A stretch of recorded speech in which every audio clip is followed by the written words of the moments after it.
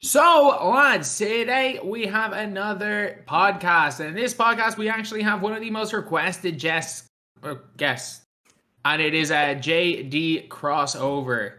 And as always, these are live on the Unbeatable Jacob Twitch channel. So if you guys want to see them live, a link will be in the description. So, Josh, how's everything been with you?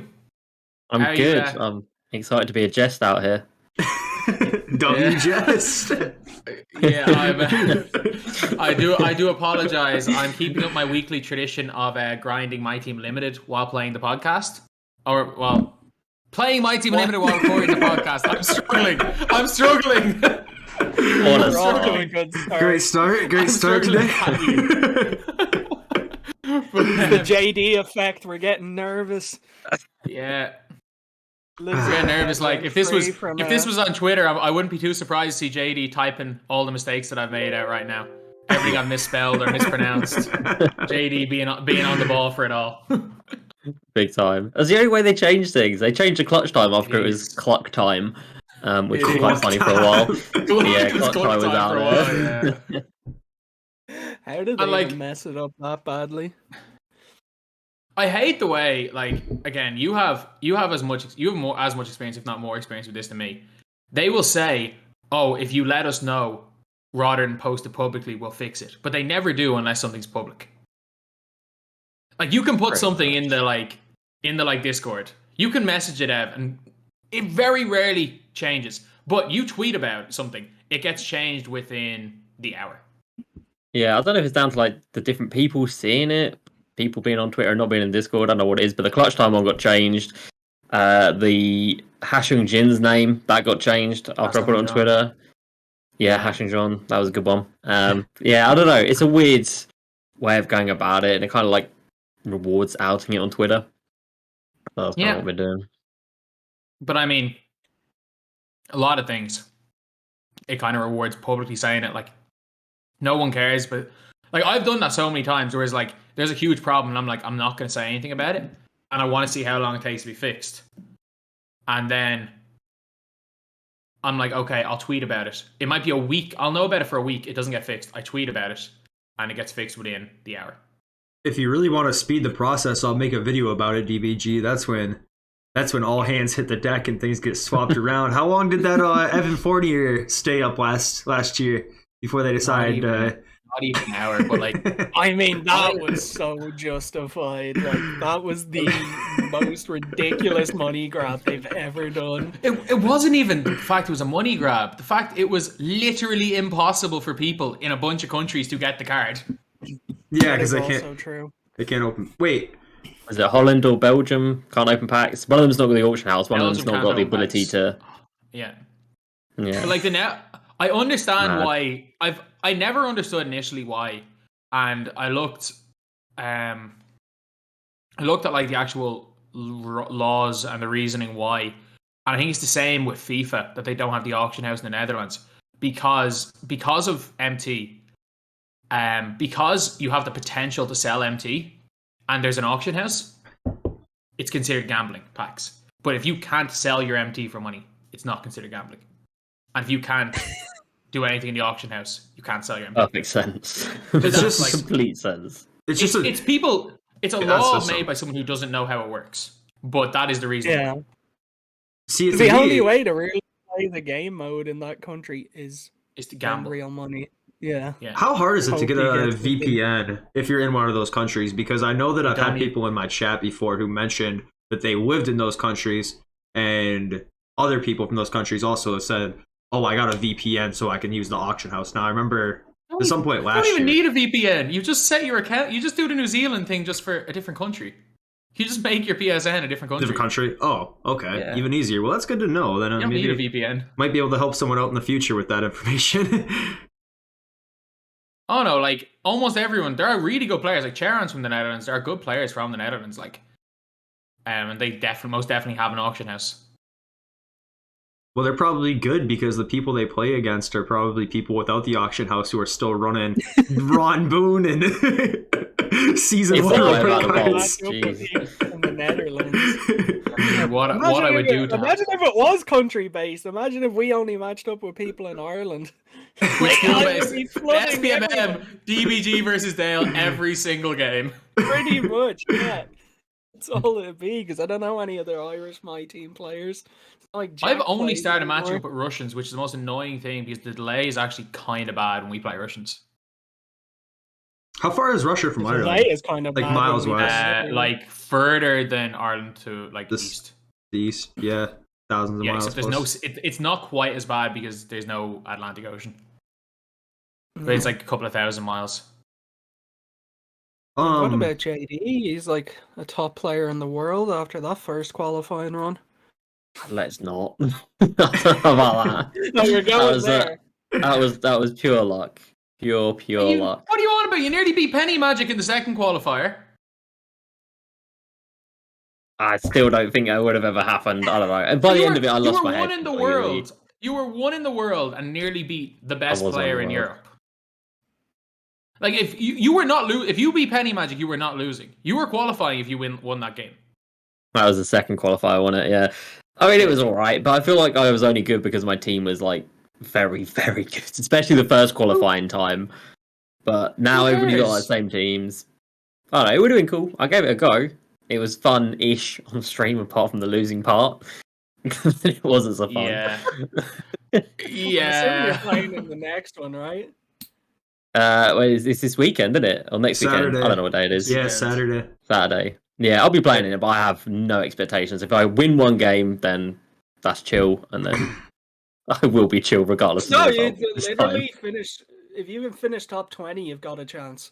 Realistically, with the way it is. With the way the DQs go. No, actually, you're getting probably auto DQ'd, Josh. You're probably auto DQ'd, are you? I didn't get an email, but I probably would. Yeah.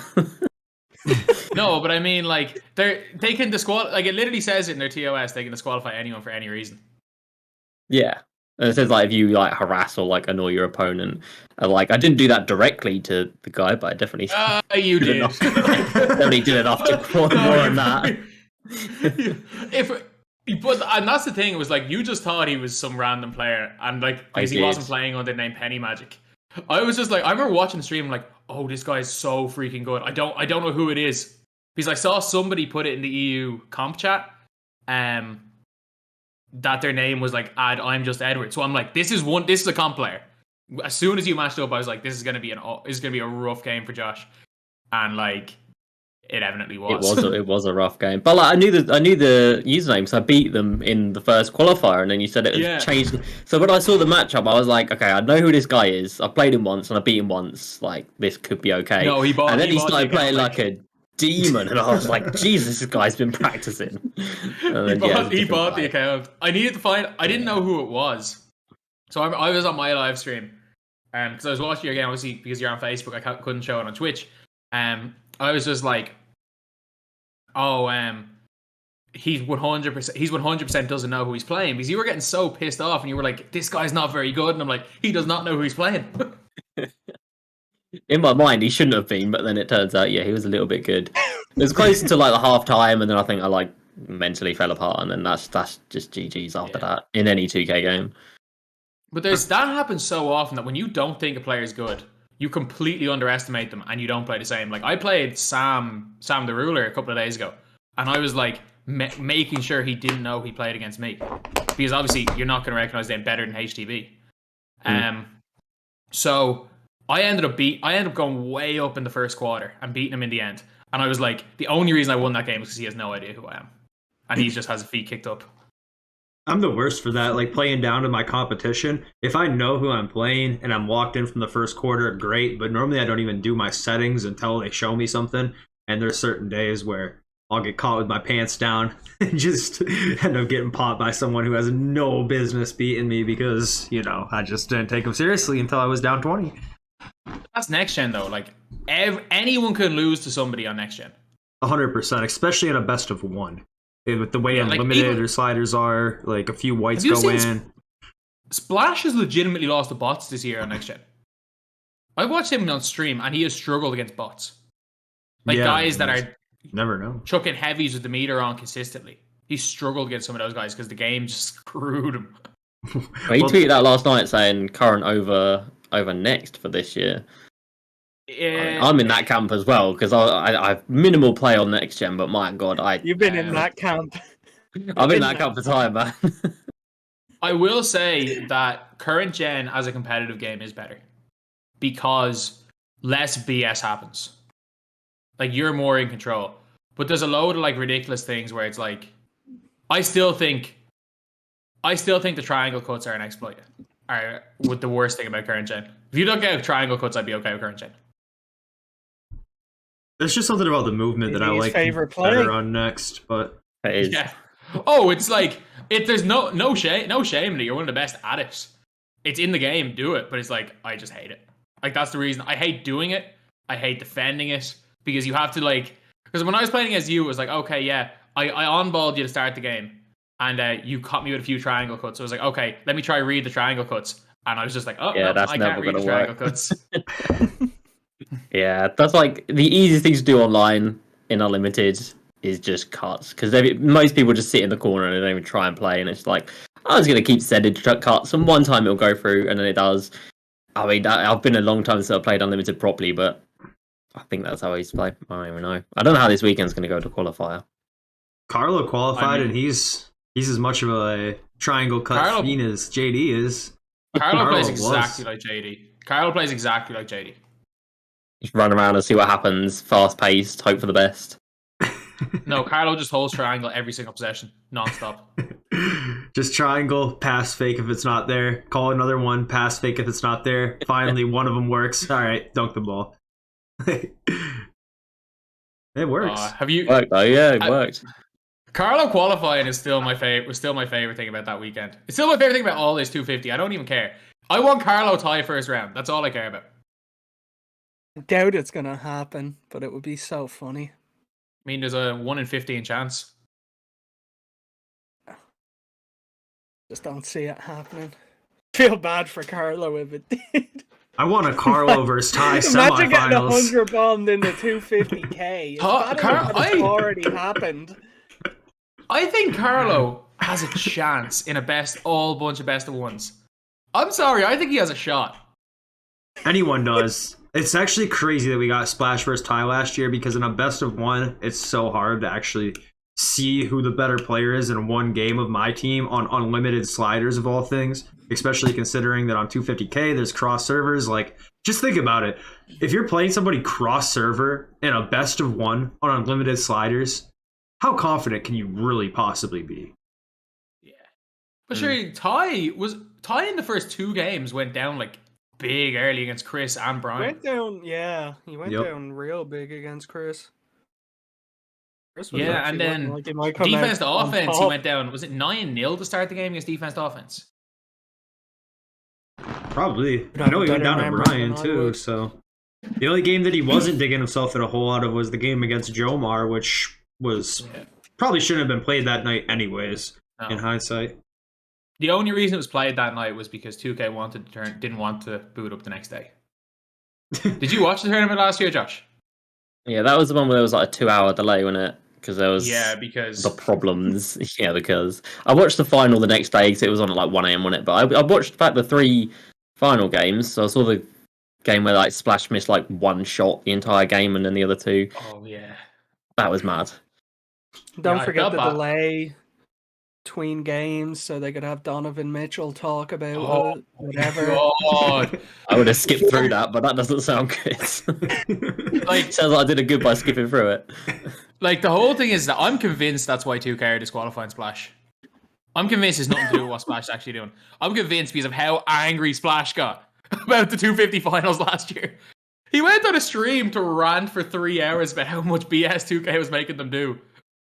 Well, they like sent them test kits, and he was saying like, and Ty was saying the same thing. Like, we don't know if we're going to be forced to play on broadcast tomorrow. We can't even play a single practice game on this console. So they said it was day one. It was the day one version of the game. It wasn't even like a patched version. The speed burst didn't even work properly for them.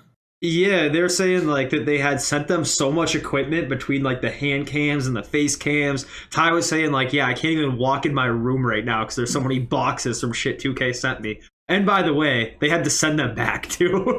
They have this, the fact I was about to say they got loads of free worse. stuff. They send it all back. Like, you gotta pay to send it back. Yeah, I'm pretty sure. I'm pretty sure they had to they sent them like computers to stream off when they both had their own computers, but their own computers didn't work. The only reason they did it, I'm telling you, the only reason they sent them all that was because they didn't want Ty to watch Isaac to watch party it. Well, they still had more viewers than both of our streams. Isaac's, yours, ours. All of them had more views than 2K. Even when they had Quentin Richardson, Darius Miles, Jason Tatum, and Donovan Mitchell all on payroll to show up. Like, I'm sorry. Nobody who plays 2K has ever said. Nobody who cares about that tournament has ever said, you know what I want? I don't want to learn about these players. I don't want a preview on how the players got there. I don't want to learn about competitive MyTEAM. I want to hear a draft bust from the early 2000s. Darius Miles? You call Darius Miles a bust? Darius Miles was sweet. Darius Miles was he wasn't. So not dope. In the NBA. Oh, not man. in the NBA. He was so sweet. I mean, maybe his efficiency might have been low, but as a kid, watching him do those under-the-legs dunks, Darius Miles was sweet, and I'm not hearing otherwise. Him and Ricky Davis were the two coldest dunkers in the league when I started watching. And he'd do the head tap after, too. Darius Miles was sweet. I mean, he is 100% the epitome of no output, just vibes. If you use his Ruby card, come on, we can't slander Darius Miles, man. He's good at 2K. Q Rich. The Q Rich then. Yeah, say what you want about him. I don't care about Q Rich. Q Rich, he was a member. We have one of the most forgotten members of those awful 2000s Knicks teams, Quentin Richardson.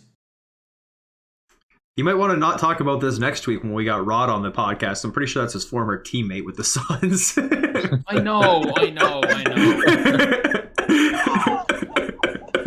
PBG gonna start slandering the whole 7 seconds. I'm not, like I know as well as anyone how freaking good these NBA players are. Like Quentin Richardson, today Quentin Richardson could drop 45 points being guarded on me. But still, that's not the point. He had a Sapphire card in 2K17 I liked a lot. Was it some sort of reward card? DBG, you're the encyclopedia. You probably remember that card. It was a day one reward card. It was like collector level. I only know because I hit so many threes against JD with that card that I made him break his controller. Was that game? Mad. Yeah. I remember the game. I don't know what caused me to do it, but I remember it. Video evidence of this? There is. It's not there. There's a thumbnail evidence. You weren't even using Facecam back then, so there's a thumbnail that's evidence of it. I recorded like a little bit at the end of the video to like show like how destroyed the controller was, but it was already dead. So it was already like a dead one, and I was like, well, I might as well properly destroy it. And it got properly destroyed. Like, it looks like it's been ran over twice. Controllers have just gotten so expensive now. Like I wouldn't justify just throwing one off a wall. I mean, you don't have to worry about breaking them because by the time you get to that stage, it probably already has stick drift and you have to replace it anyway. So, I mean, I had stick drift on my first PS5 controller. What do you do to your controllers now? I still don't have stick. I have a tiny bit of stick drift after a year. I got a tiny bit of stick drift after a year. No, me, ISO God, going crazy on the right analog. Dribble sticks go crazy. That's the difference between a dribbler and a driving kicker, I guess. You can't call yourself a dribbler until you have stick drift. Oh, man, I didn't even get stick drift during the stick shooting days. Actually, Josh, did you ever try stick shooting 2K21? Yeah, I think so. I tried and I was like, I really do not like it. I used to shoot stick back at like 2K16, 2K17. I was the same. I used to always shoot with the stick. And then I went back to square and then it came back last year and I was like, well, I've kind of done this before. Is it going to be muscle memory? It was not. And I was like, yeah, screw this. I'm not learning this. They'll change it back. I know they're going to. And then they did. So, yeah. Did you even give Next Gen a shot in 21? Like, did you try I played it for a good few weeks, yeah.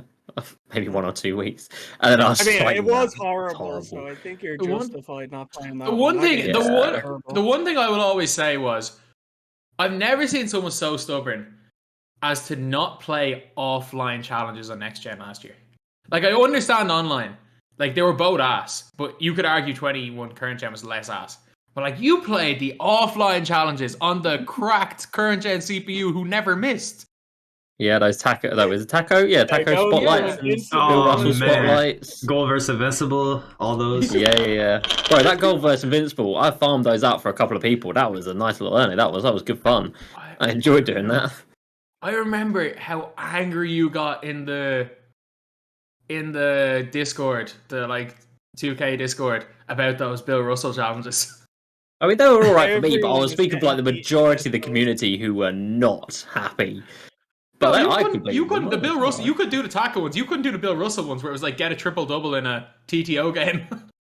That one was annoying. To be fair. They were annoying. I didn't, but I knew like most people would not be able. Like 99% of people would not be able to do those. And I get it. It was a Bill Russell, but like the Bill Russell wasn't that good. Taco Fall. Make Bill it. Russell with Ray Allen base not good. That card was in the game. Whoa! Hughes played on next gen. Different story. That's true. Okay, 100%. That makes all the dots are connected now because on next gen, Bill Russell was a demon. He could curry slide on next gen. Yeah, see, that's why. Makes sense now. I was about to say, like, Jesus Christ, everyone coming at me, like. I know my memory's bad, but I don't think it's that bad. Like, I didn't use that card. It was decent on current gen, but there was definitely better centers. Yeah. I'm playing against you, Josh, right here. Triangle. In my second game of limited. No, triangle. Page Stojakovic, power forward. Oh God! Well, you've got an easy win. That card is awful. I hate that card. He's so bad. Do you guys remember back when Page Stojakovic and Quentin Richardson actually didn't have big man releases? Quentin Richardson was in 2K16 or 17, whatever 17. That was a good jumper. Card. That was a really good jumper. Really good card. We didn't even know what jumpers were back then. Like there was no way to tell before the database. But whatever he had was heat. Yeah. Quentin Richardson in 2K17 and 18 was known as having the best release in the game, and in 2K19 he was known as having the worst release in the game for a guard. Right. But it was the exact same though with base 11. Like base 11, even in 20, was a really good release. Yeah. But it's the worst release in the game now. It's so bad. But like, I don't understand. Like, Aldridge Bass had been a thing for years. And then 2K said, you know what, we're going to change Aldridge Bass. Actually, Aldridge Bass is now so ridiculous that it doesn't even look like LaMarcus Aldridge's release. So we're not going to give LaMarcus Aldridge his own release anymore. I don't really get that one because, base 11 and Aldridge Bass was like perfectly balanced in 2K20. It wasn't as good as 98. It wasn't as good as 38. But it was a very decent, like, A-tier jump shot in 20. And for some reason, they felt like they needed to make it just terrible in 21 for no reason. It wasn't overpowered in 20 at all. In 19, it was definitely overpowered. In 20, they had it perfect. Yeah. And then they changed it. But it's like it's a slower set shot 4 now. And like, I don't mind set shot 4, but I know most people hate it.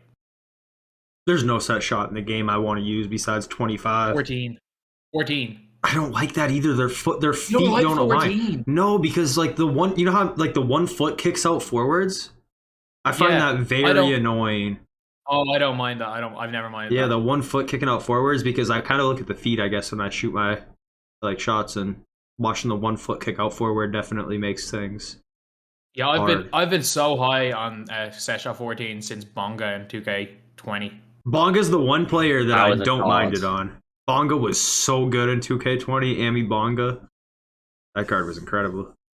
He was, and the fact that he got better as the year went on because people learned about the tween. Right. I remember I used to do my 12 and 0s with like a squad with even that word gives me shivers. JD loved a good tween. You love the tween. JD, did you play any 20 here before the server shut off? Or? No, I didn't. I avoided all gameplay of it. I didn't want the memories to come back. I remember we used to play Rec in 20 and I'd always be your point guard. All I would do is just tween up and down the court. I had no other method of scoring. Nobody had any other method of scoring.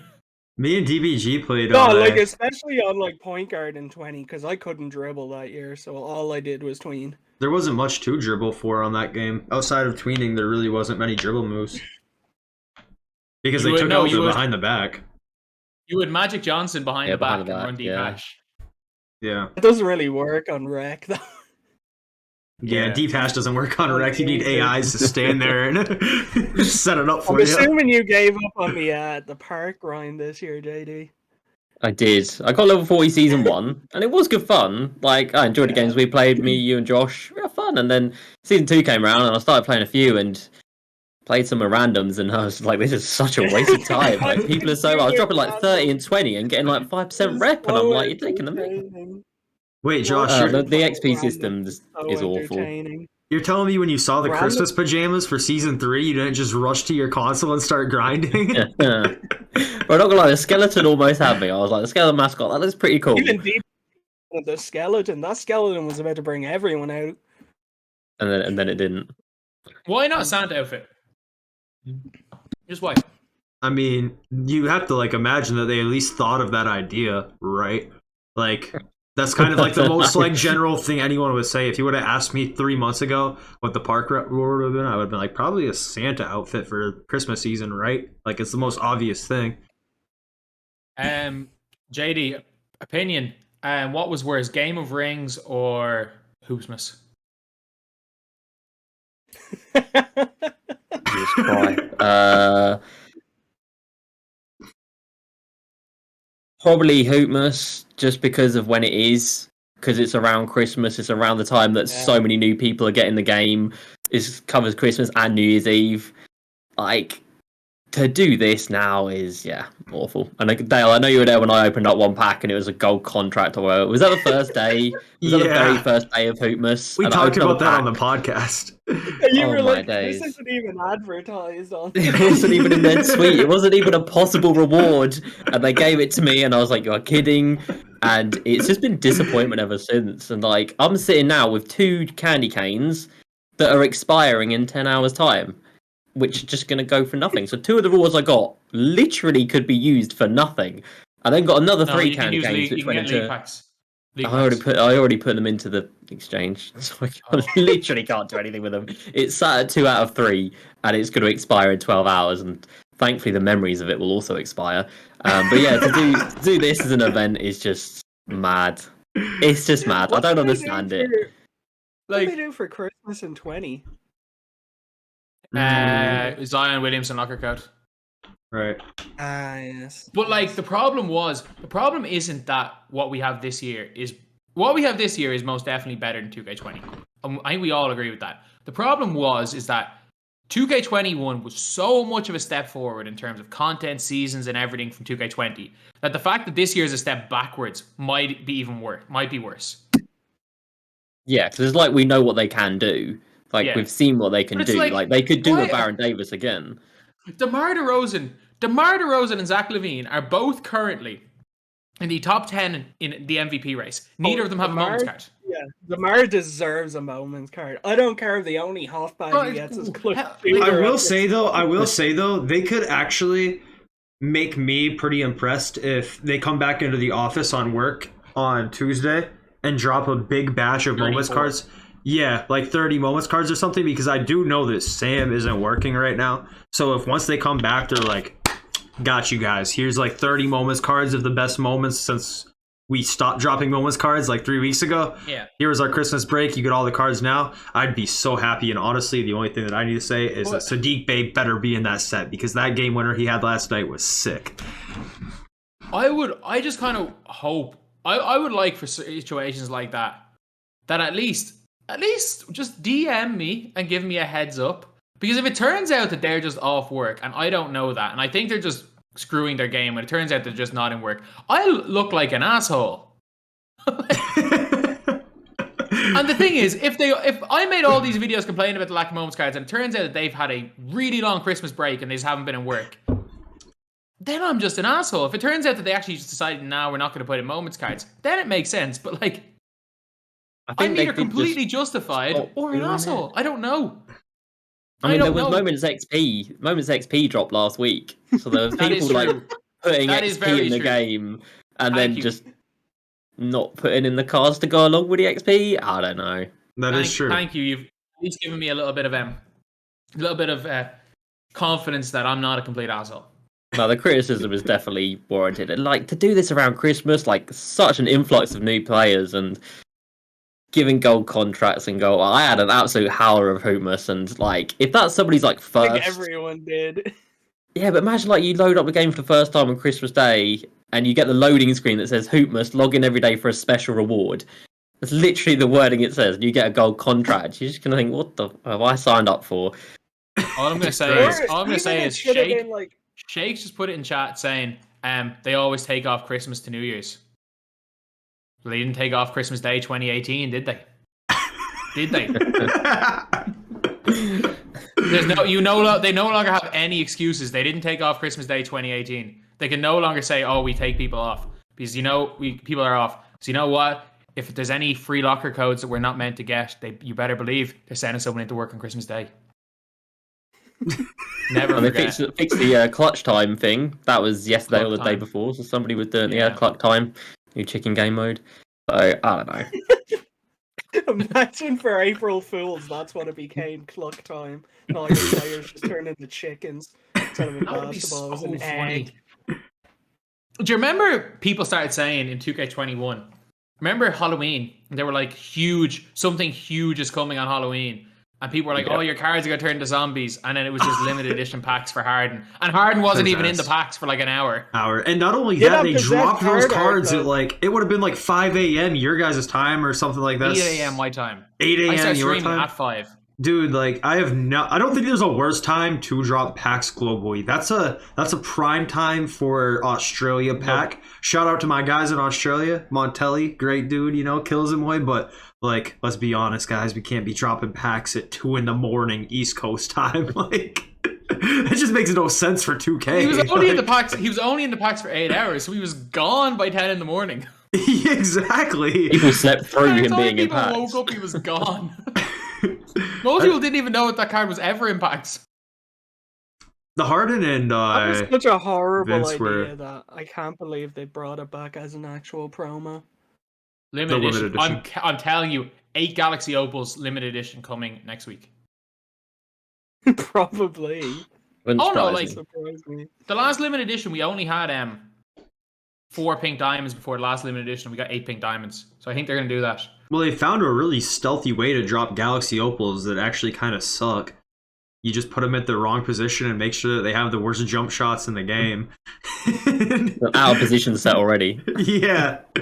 Dude, honestly, I am so like people have been saying like, "Oh, it's not a big deal that Luka can't play point guard." To me, I'm not running Luka if he could play any position in the game. He can play all 5 positions. I'm not running him. Right? He's not making my team. I don't want to use the Luka card. If you want to, he plays point guard. Exactly, but he's a point guard. People were like, it's not that big of a deal. No, it is, because it's not in 2K's arsenal to be able to just say, we don't want to give this guy a point guard card, even though he plays point guard. He's only 6'7", but we just don't want to do it. It's not an out of position pack. Luka does not play small forward. He plays point guard. Go watch a Mavs game. Look, he brings the ball up the court. It says point guard next to his name in the roster. He is a point guard. We have Magic. We have Penny. Make him a point guard. They gave Wade a point guard eligibility, and Wade was less of a point guard than Luka will ever be.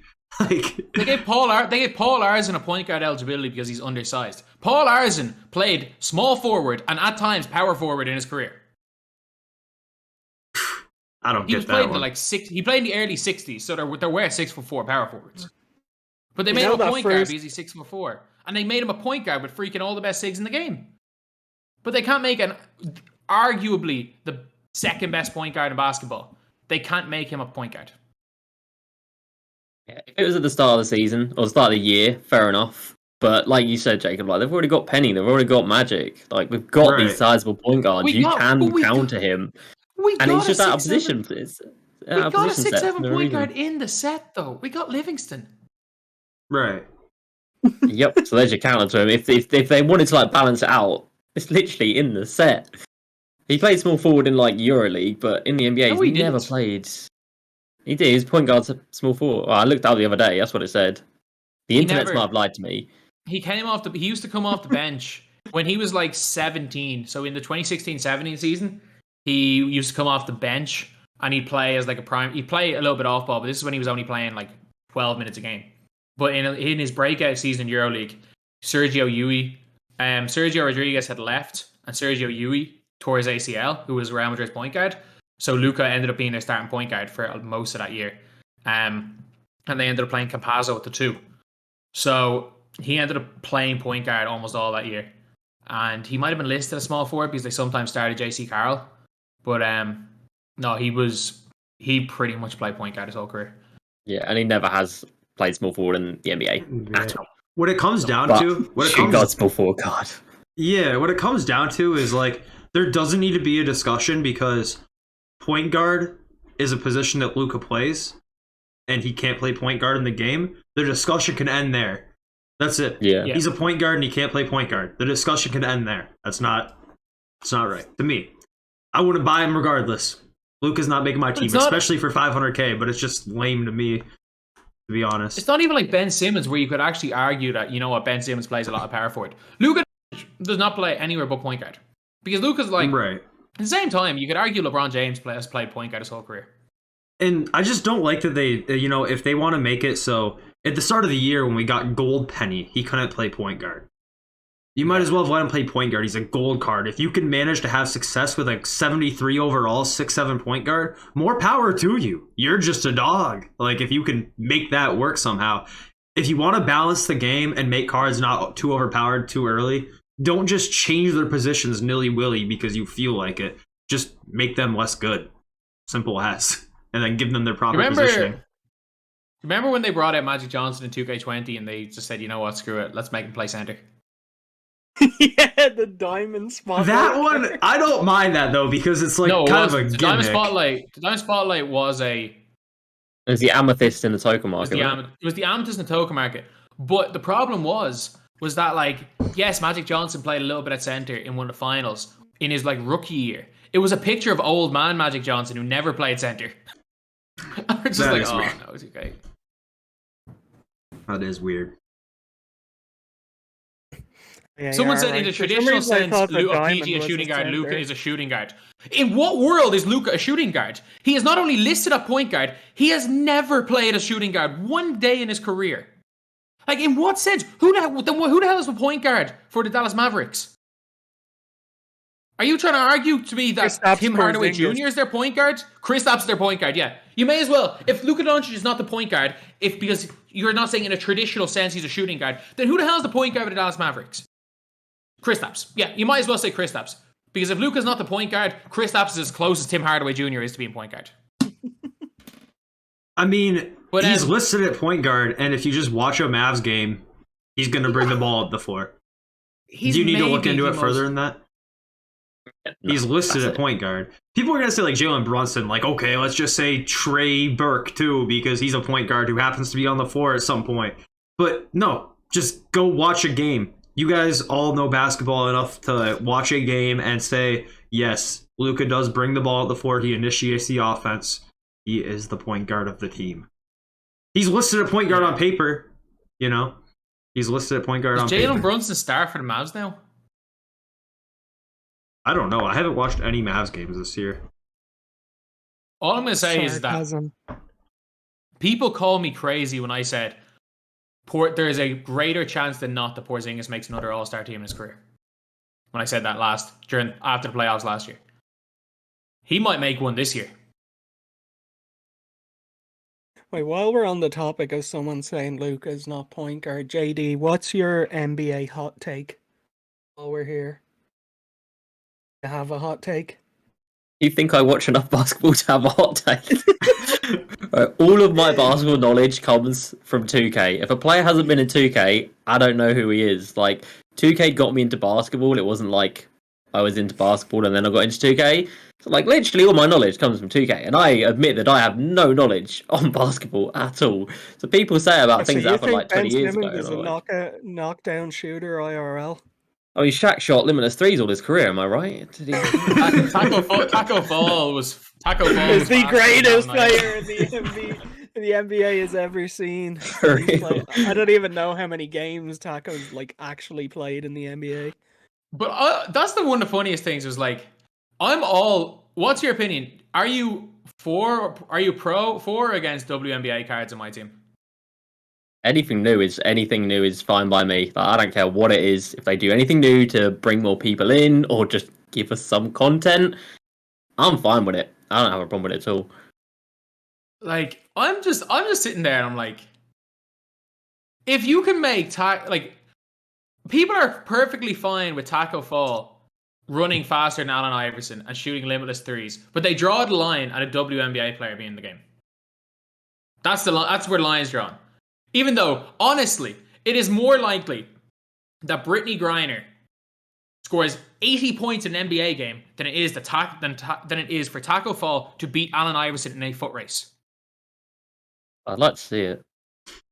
The thing about it is, if they did decide to drop WNBA packs, knowing 2K, you already know that we'd be getting Brittany Grinder with 86 ball control. We get Ella Deladon with 99 dunk. Diana Taurasi would be that with limitless takeoff, like dunking from the 3-point line.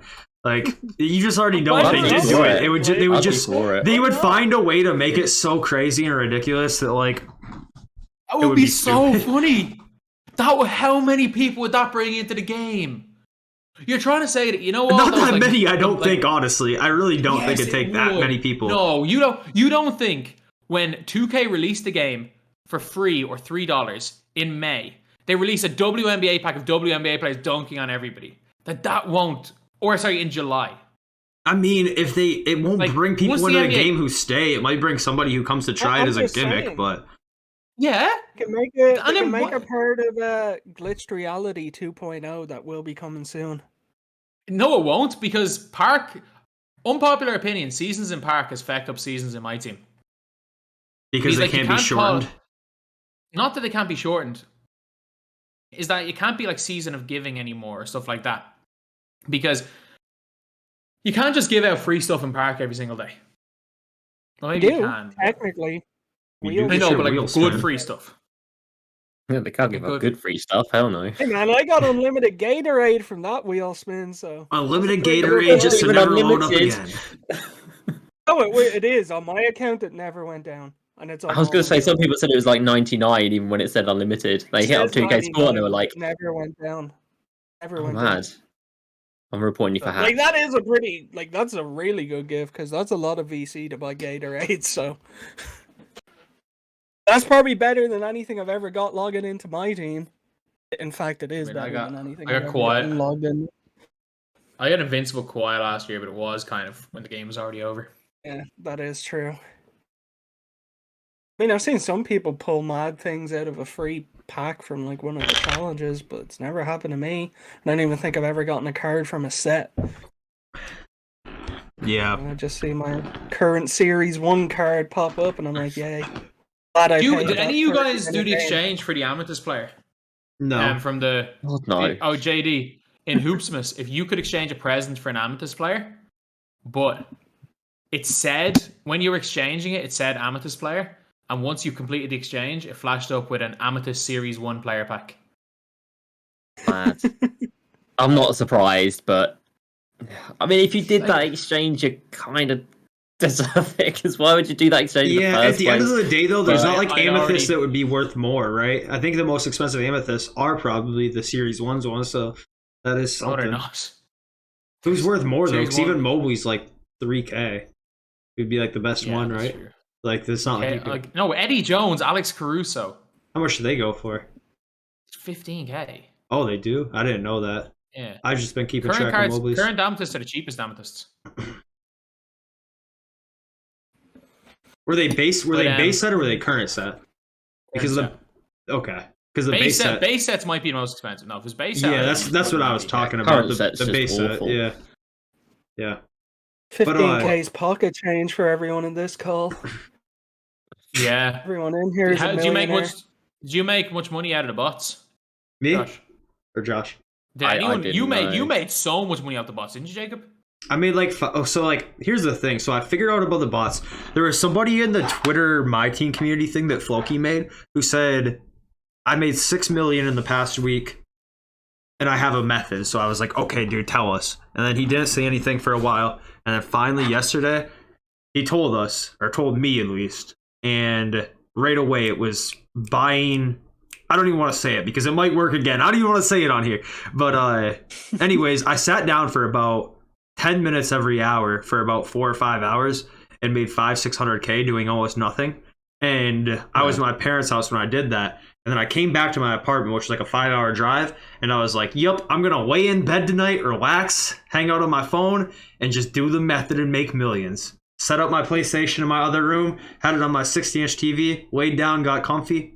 And that's when I realized the bot stopped buying the cards and the method was dead. So no MT for me. This will never be forgotten. The fact that, like, every card got so cheap. Did you see there was a stage where John Wall was 5,000 MT a couple hours ago? 5,000? They put up, but they put up like 800 John Walls at the same time, one after another. So there was a half an hour period where there was a John Wall ending every second. And they were all up at 50,000 buyout, start price 500. And people were literally paying 5,000. He's like back up at 20K now.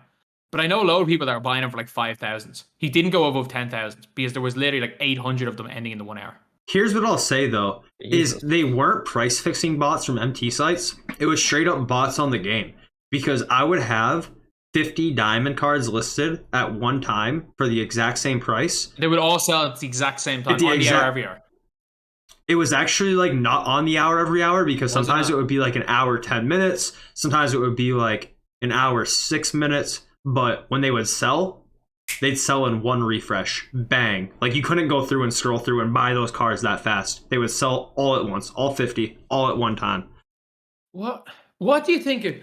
I initially thought, I was like, I had a little thing in my head saying, maybe this is 2K trying to like give cards some value. That they've realized they flooded the market and they're trying to give cards some value.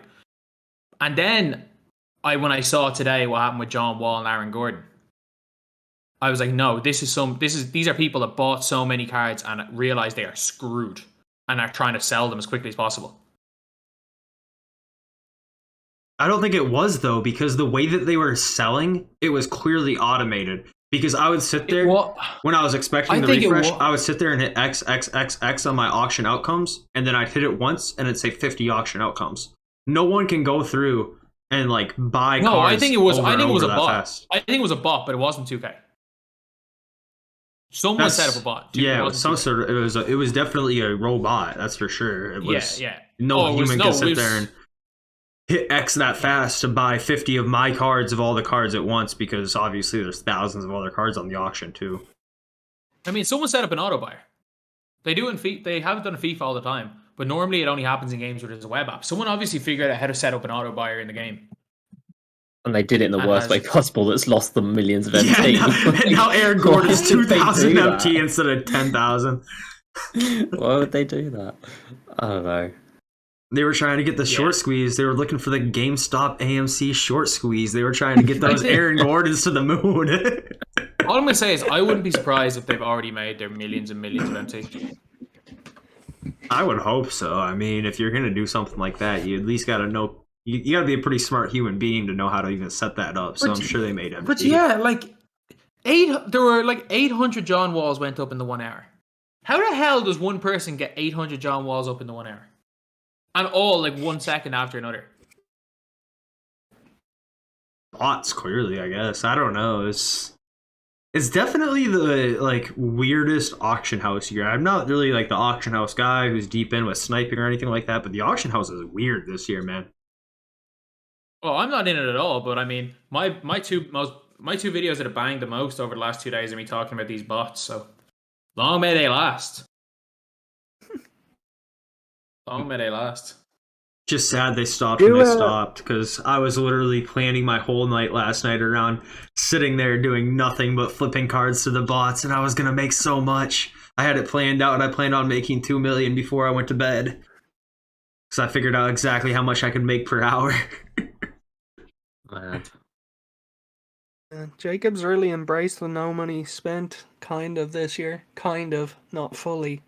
But more than he did last year. I really took having Dale on the account for granted. Everything would get grinded. Every time I'd buy $1 million, he'd buy $1 million. And, you know, things went a long way last year. This year we're having to drag things out. We still didn't have the most gassed account. I mean, we weren't far off, but we definitely You don't didn't. need the most gassed account. I don't know, DBG. We were having fun. Hell. We were having fun. You're acting like Simvular cost more than like 10k. That was so late in the year, though. Every single card on that John Juice account from like January onwards had half blinders. Every single one. Half added. And half interceptor. You know what? The story I want to tell real quick is the time when Hondo came out last year. Me and Dale shared an account together.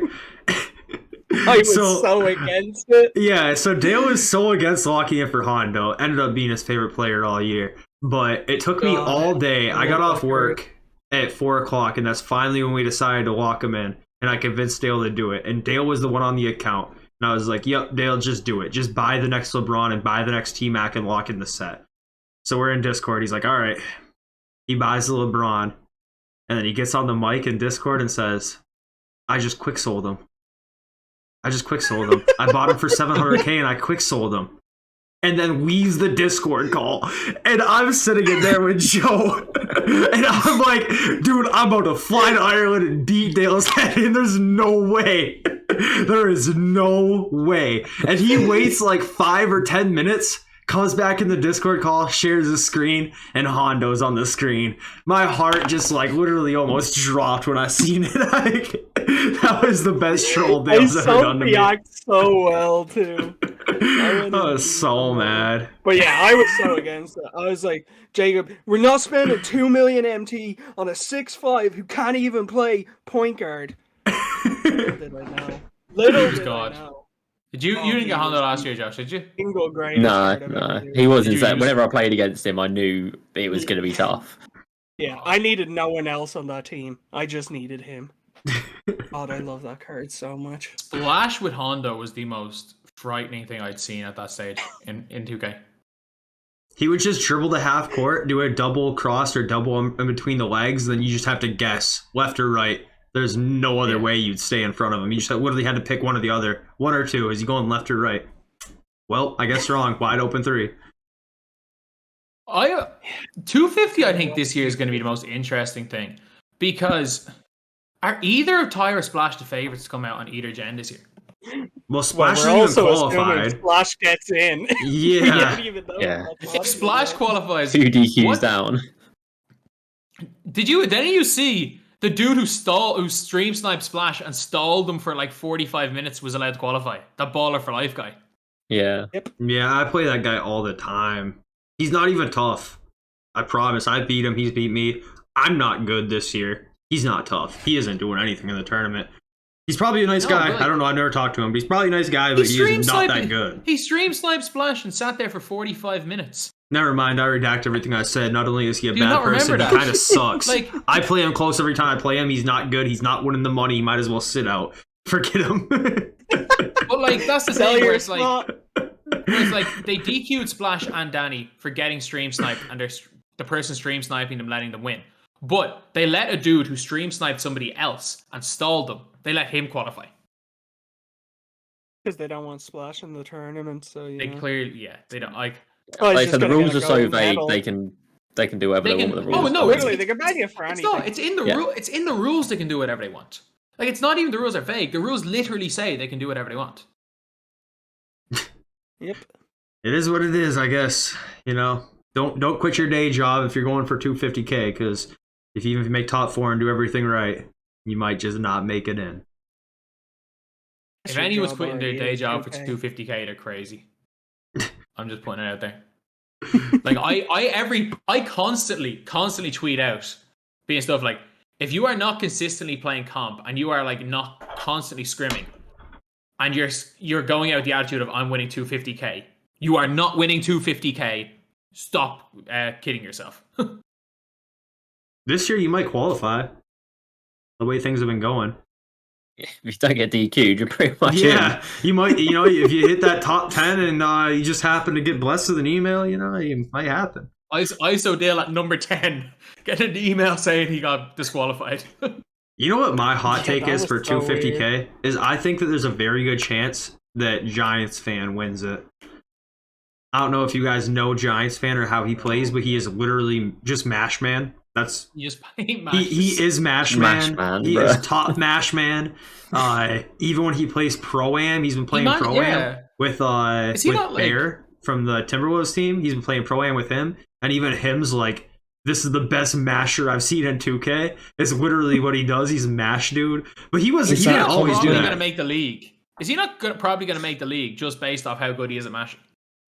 I mean, I don't think he's like a legitimate prospect right now, but he's been playing with the right people, so I guess maybe he is now. I don't keep up with that stuff. But he's always been good. He was good last year and everything, but he's just figured out a way to take this mashing to the next level. Him and 11 Assassin. One of those two are probably going to win 250K in my opinion, because not only is there a lot of delay in 250, mashing plays perfectly into delay, and just the way this game is going, mashing was bad in season 1, but I think people are even realizing now that it's even better than we might have thought. Maybe mashing's what gets... Or worse.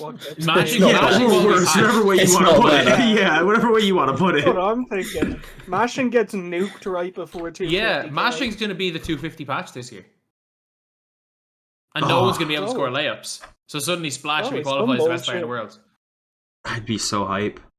I want to see that get burned so bad. When we played, paint defense was perfect in 20. I don't know why they touched it. Yeah, when we played it at night, we were like, I wouldn't say it was the only thing. Okay, take away the hop step and it was perfect. The hop step is the issue with paint defense in 20. What about all the very earlies that went in the paint? That's only because you had to turn layup timing on. Nowadays, they were still going in. Nowadays, those shots go in anyway because you've layup timing on. I mean, anything goes in the paint. Reds, yellows, greys, greens. It doesn't matter. It's all going. To be fair, any jump shot goes in if it's early or late as well. That's uncontrollable this year. Very true. That I'm not a big fan of at all. When Mike Wang earlier in the year, before the game came out, said we're putting more coverage into weighting this year, I didn't even understand what that meant. But pretty much what it means is if you're wide open, you can close your eyes and shoot the ball and it's still going to go in. Which I don't like because that's kind of like... I don't know how to put it, but you're wide open. You shouldn't be shooting a late or early wide open anyways. If you do, like, you're either lagging or you're just straight up bad, so don't reward them. Or you're screaming early late glitch, let's be honest. Well, the glitch isn't for earlies or lates.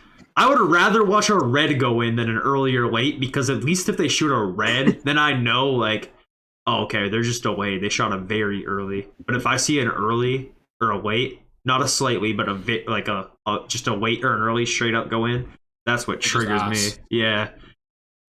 Like if it's a very early, then it's literally very early means they probably shot it. No, not that they're late. They probably tried to pump fake. Yeah, they tried to pump fake. Yep. Very late's delayed. And pump fake lottery as to whether or not it actually pump fakes or just shoots the ball for you. Pump fakes do not work anymore. Unless you're in the paint right under the hoop. Yeah, if you're in the paint, it's fine. Then you get 10 in there before 3 seconds gets called. JD's clip, dude, is so bad. That clip you posted on Twitter, the one where that's glorious. For at least 5 seconds. That was so good. I streamed that day when the patch came out and everyone was like, oh, everyone's saying Mash has been fixed. And I was like, all right, sweet, that sounds good. First game, first possession, like 10 pump fakes. I was going to say, apparently it did get touched on current gen, but you play on current gen. No, I didn't. But I have seen, like, people miss wide open layups on current gen, so I don't know. It got touched, but it was still bad. Yeah. Like, it got touched, but it didn't get touched by enough. Yeah, I don't know. The funniest thing that makes it so obvious to me is when you watch like a point guard mash another point guard. Like when I use Iverson, somebody mashed Iverson in with Steph Curry. And I'm like, dude, you have a Steph card and you're posting up. Like, that's how you know it's broken. That's how you know it's broken. The best I've seen to this day was EBG's Rudy Gobert getting mashed on by Dame Lillard. This is in a draft game. I played against some guy who had current series 1 Damian Lillard. And all he did every possession was paint mash with Dame Lillard. Didn't matter who was there. Like there were times where I had Rudy Gobert in at center. Did not matter. He would switch to Rudy Gobert and straight away, first thing he would do, paint mash. And he would score every time. He'd score every single time. Paint mashing. See, you also don't believe Marvin Bagley is the worst card in the game anymore. I see that opinion's changed too. I think who is the worst? Well, I edited Diamond the video. TJ Warren. I can't remember who it was. Oh, there's someone that's worse Oh, than it's Bagley. Mo Bamba. Oh, Mo Bamba. His jump shot is freaking glitched. Oh, I hate that Have jump any so of you much. shot with Mo Bamba? No. Yes, and I wish I hadn't. You will shoot with Mo Bamba, and it doesn't matter how long you hold the square button. 50% of your shots are going to be very earlys. I'm What not even base joking. did Mo they give Bamba's him? jump shot is literally glitched. Just swing off Mo like- Bamba. If you see him on the court, Like you will swing off shoot him. consistent. I've never shot consistent very earlys with a player other than Mo Bamba. He's got Jaren Jackson jump shot. What's wrong with it? Yeah, that's true. There's everything's wrong with it. I I like don't it know on what it Jaren is, Jackson. but I like it on Jaren Jackson Jr. But there's something wrong with. That's what I mean by Mo Bamba. Literally, it's glitched. Someone said it in the chat right there. Mo Bamba literally wide open and will get very earlys. Yeah, like Mo Bamba's release, you will hold square, and it does not matter how long you hold square. One of every 3 or 4 jump shots will be a very early because the game won't register it. His jumper's glitched. It's not even like it's that bad. You're agreeing consistently with him. His jumper is literally glitched. yeah, I used him in limited, and I did not like the shooting at all. That card's horrible. 9 badges is just inexcusable. Dude, he's got a 7'10 wingspan. Sit under the paint and stop the mash. Talking about how OP the mash is, I think he's the only man on the game that can maybe do it. The 7'10 wingspan. Kevin McHale. Yeah, something like that. I just get so Since they mad took away with that, Dino's. dude. They ruined Lord Dino Dino. ain't gonna have max wingspan no more. I have to run to the bathroom real quick, fellas. What's happened to Zeb Warrior? You would have thought in the paint mashing era he would have been a demon. Maybe he still plays. Who knows? Maybe he's just done with the game. This year did drive a lot of people away. Yeah. Sooner or later. Yeah, and it's driving That was- more people away like day by day as well, especially with this No, event that they've done. It's not. It's not. Like there are way more people playing this game now than before Christmas. Then before Christmas, yeah, obviously so many more people came in, but like content creators, it's down. That's obviously Yeah, not a big so care for many them, but people have left. Max gone. Brian for 3 is gone. Like so many people have just dipped out. Yeah, but like even that happens MJ's with- hasn't really been playing anymore. I mean, granted, he did get hacked and someone sold like his entire team. But yeah, I'll probably be a little bit. Probably wouldn't want to boot it up if that happened to me. But to be fair, But like people dip every year, like especially if you're making content or playing this game competitively, and you've been doing it for so many years and haven't really got anything out of it. Of course, you're going to give up. someone just said Zeb wagers on PS Current, so there you go. Okay. Still But, around somewhere. Yeah, I'm just. I don't think it's as bad as people say this year, but I think it could be as bad as people say. Like, I think they're one dumb decision away from screwing it completely. Yeah, I've said it before. I don't think the gameplay is that horrible. It's just everything else is. There's just no reason to play. Alright. Exactly. Yeah, there's no reason at all to play. Yeah, like I load up every day to get the login pack, and well, even during Hoopmas, I was like, let me get my Hoopmas pack, open the It's ironic disappointment, for me and then go straight to say FIFA. on a 2K podcast, but I have uninstalled the game. The game is no longer on my account. It is gone. Because I really have no reason to play the game anymore. I did for a while, but Yeah, now that is gone. like, So I I am am out of 2K this year. like, I haven't played much FIFA because I've been so busy. FIFA's so much better. It's not even funny. Yeah, Like, you're enjoying FIFA, aren't you, JD? I'm absolutely loving it. It just comes down to the fact that it's so rewarding. Like, as like a gamer first and a content creator second, when I play a game, I just want to get rewarded for it. On FIFA, you get squad battles rewards, foot rivals rewards, foot champs qualifiers, and foot champs rewards every week. You get 4 sets of rewards every week, and then every day is new content, and there's objective players, and there's milestones to do. It's like everywhere you look, there's something to do, and there's drafts that gives you like icons in every pick. Like, everything you do is rewarding, and they reward the player base for playing the game. And then I look on 2K and they put Weekend Warrior with a pack from a month ago. It's like a primetime pack from like a month ago, doing 3 sections of agendas, and I just think, well, why would anybody do that? And then like all the XP from what's the set we just had? What was it called? New Year's Resolutions. You get a shoe pack. If you complete all of the XP, you get a shoe pack. And it's just like, do you want people to play this? They're literally, like, if you look at the FIFA awards, like, in this last promo, the headliners, the reward is Felipe Anderson, who's probably a top two he's left sick. midfielder. I was working on that today, He's a top 2 left midfielder in the Serie A. And, like, I run Serie A. So, like... Yeah.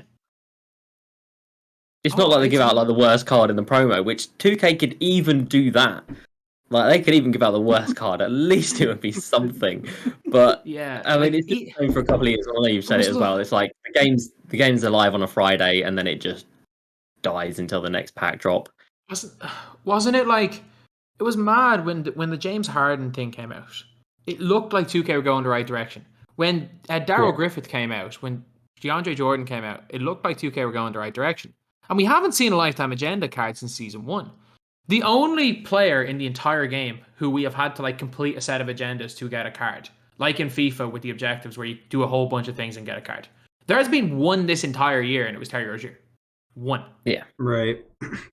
The thing that I'm really upset about this season, as far as content goes, because you guys know, like, for content for me is like secondary to the gameplay that I hate, but the thing that I don't like is like the things that hypothetically they could point to and say, well, if you're complaining, you should be grinding for this.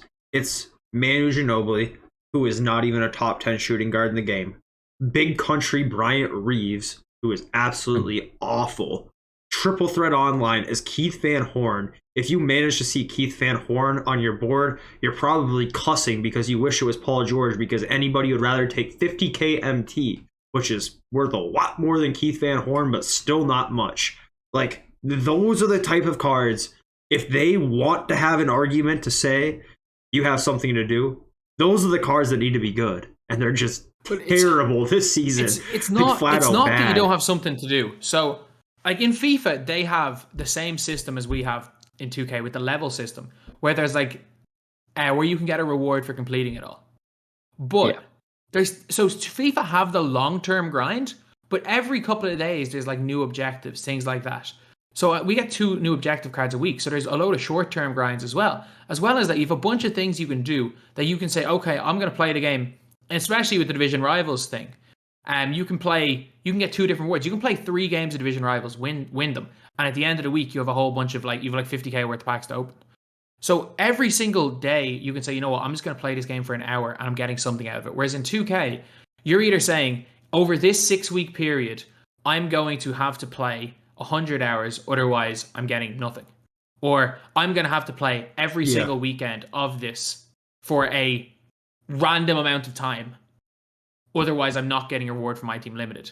I'm going to have to just play as many games as I can of clutch time and hope I get lucky and get Micah Red. And the same with the other game modes.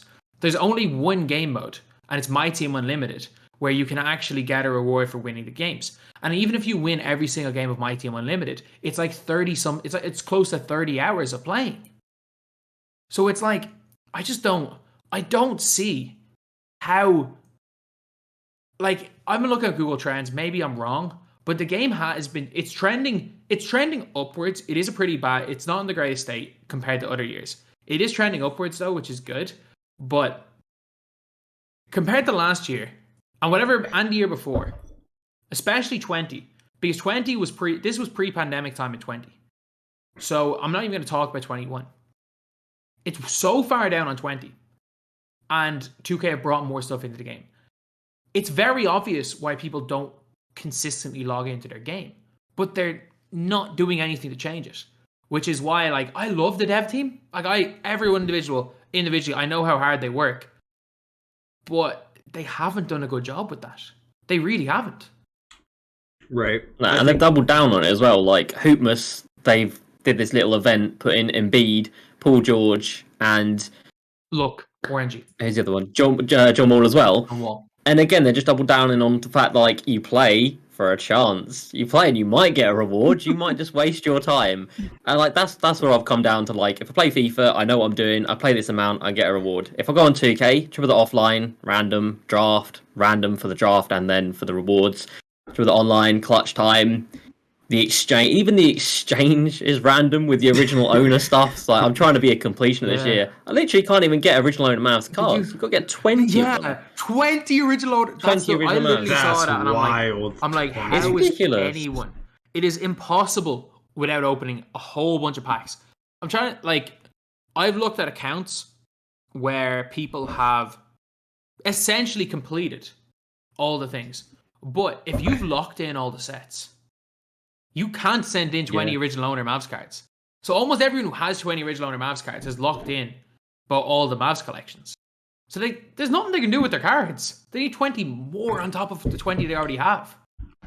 You'd have to wait for a week where like the Mavs player, there's like a Mavs player is the lowest person in a set for a promo, and then buy like a 450 and get them like Get one exchange card. Yeah, to get one exchange card is not even good. Sad. You know what I mean? Like With it would never be worth Orlando it. Blackman with Seshoff 3. Yeah, it would never be worth it. Honestly, though, the stuff like that, I know that they can change, and it's like they won't. And you know what their argument will be? You say you know they can't change. Oh, go ahead. No, I was gonna say they can change it, and they won't. But like the argument would be, oh well, people already did it, and they had to go through the hard work of getting those cards. If anybody walked in Ronaldo Blackman with 20 Mavs players, they understand the pain, and they probably wouldn't wish it on their worst enemy. So, like, just fix it. Just fix it. But like, there are people that have that attitude. Do you remember one specific YouTuber that I'm not the biggest fan of, and I will not mention their name? Do you remember how angry he got when 2K at the end of season 1 started making XP really easy for people to get Steph Curry? I don't know, because I didn't get Curry anyways. I don't know. I didn't get Curry last year. Steph Curry was not easy, was he? Yeah, it was. No, but he was him, really easy at the end. 2K were giving up like basically it was like get a triple double with Russell Westbrook, get 1,000 XP, score like 100 points with Damian Lillard, get 2,000 XP. Like basically they gave about 50,000 XP in the last week. That was you could do in 6 or 7 hours. And someone went berserk on Twitter, being like, "I spent all my time, I didn't sleep, and I should, and I got this card." And I'm just like, "Dude, it's a freaking card in a video game." That's their fault. I mean, then. a few people were on that train. Like, to be fair, like, what was the first season and no one knew anything? But Curry was still not easy to get. Curry's still the hardest level 40 in the history of my team to this day. Definitely. Period. Every single season, it got easier and easier last year, and this year, Carmelo was nowhere near where Curry was for a grind. But still, like I'm just of the opinion where it's like, look, if 2K, if you want to put in the grind to get something, and you get it first, cool. That's what it is. Like there is no making cards exclusive to a very very small amount of people. Like if they kept every single thing like the initial Curry grind, the last week where there was 50,000 XP. If they didn't do that, and they basically made us so you need almost every bit of XP to get Curry, and they did that for every single season, and only say 15 people got Curry, that doesn't help 2K. It has to be a bit of a grind, but it also has to be achievable. Very selfishly, I kind of disagree with you in the sense that I really, really like when they have certain cards that are very hard to get and not that many people get them, because generally I'm the type of person, I mean, let's be honest, I'm on a MyTEAM podcast right now with 4 other MyTEAM players. A dude like me probably going to be the type of dude to get them. And it makes me feel special, you know, when I can get a Taco Fall a couple days before everybody else. And, you know, it's like, oh, this is sweet, you know, like, and that's why we were talking about the other week. I was saying, actually, I'd like to hear JD's opinion on this. Like for level 40, if you could pick between 3 players, and you could only pick one, and the other 2 you'd never have a chance to get again. Do you think that'd be good or bad? Yeah, good, definitely. And again, this is the thing that FIFA have done. Like they have option packs for everything. Like even your weekly rewards, you can choose between 3 different options. Giving people more choice is good. They had it before with like dominations, where you could pick like one of 6, and then to be fair, back then you could get another shot at them. So Picking 1 out of 3 and never getting another shot at them is better than getting 1 of 1 and never getting anything else anyway. I do like it to an extent, but I also don't like it because if they gave out 3 cards, there's always 2 of them that are going to be bums. Or 2 of them are going to be, 3 of them are going to be good, and most people are going to end up regretting if they don't pick one. There's going to be one specific one that everyone picks, and then the other 2 you're never going to see. And then it's just idiots to pick the other ones. There is a way to balance it, though. Can you exchange? If they let you exchange 1 for 1? For example, if there's an Iverson, Paul Pierce, and I don't know, and you Westbrook could trade 3 up. level 40s, and you could exchange Russell Westbrook. There was an exchange Russell Westbrook for the other one, constantly repeating, so you could constantly switch between the 3 of them. That would be the only way it would work, I think. But see, that kind of defeats the purpose. Exactly. That's what I was gonna say. The whole appeal is like the exclusivity of it, and I think it would be so cool because let's say hypothetically, which I don't think this would be the best way to do it, but let's say that they did hypothetically make them 3 of all the same position. So for season 4, once you hit level 40, you could pick between Wilt, Kareem, and Porzingis, right? If they did that and you could pick between one of those 3, I just think it would be so cool to load into a game and be like, oh, this is a Porzingis user. Oh, this is a Wilt user. And you might think like, oh, it would be kind of unbalanced. But we all know if they just dropped an opal for those 3 of right now, like all 3 would be pretty good. It's not like they'd be bums. Yeah. You know, if it was like the level 40 and it was actually decently big names, like I don't think any of them would end up being quote unquote like straight up bums. You might have one that'd be like quote unquote meta, but not a flat out bum compared to the rest of them. Yeah, I get that. I think it'd be so cool But because I remember last year in season 3, every single person you play would have Curry at point guard and Blake at center. Every single person. You guys remember that when you load into a game, everybody would have Curry and Blake. Yeah. It just makes lineups very stale. I feel like lineups in 2K just get really stale. You play the same players, same teams every time, all year long. That's their fault for making the same cards gassed every year. Yeah. Well, until you match up against me and you're coming up against Manu Ginobili at the 2 and Carlos Boozer at the 5. My stream was upset at you talking up Boozer today, DVG. He's so good. He's pretty alright. I don't care what anyone says. Boozer's so good. I played him. He's alright. But Josh, you can back me up on this. I had so much hype. I was so hyped for the option pack, and 2K screwed it up badly. Everybody gets the same option pack. It's not like player picks. The Hall of Fame badge. No, not even that. Just we all thought option pack were going to be like player picks. Where it's like, if you have a diamond option pack, you could take any of 5 diamonds, not the same 5 diamonds or the same 5 Hall of Fame badges. You're like, oh. I mean, it's a step in the right direction, at least. Like, I'd much rather get an option pack of like 5 mid-tier badges than getting a random shot and getting.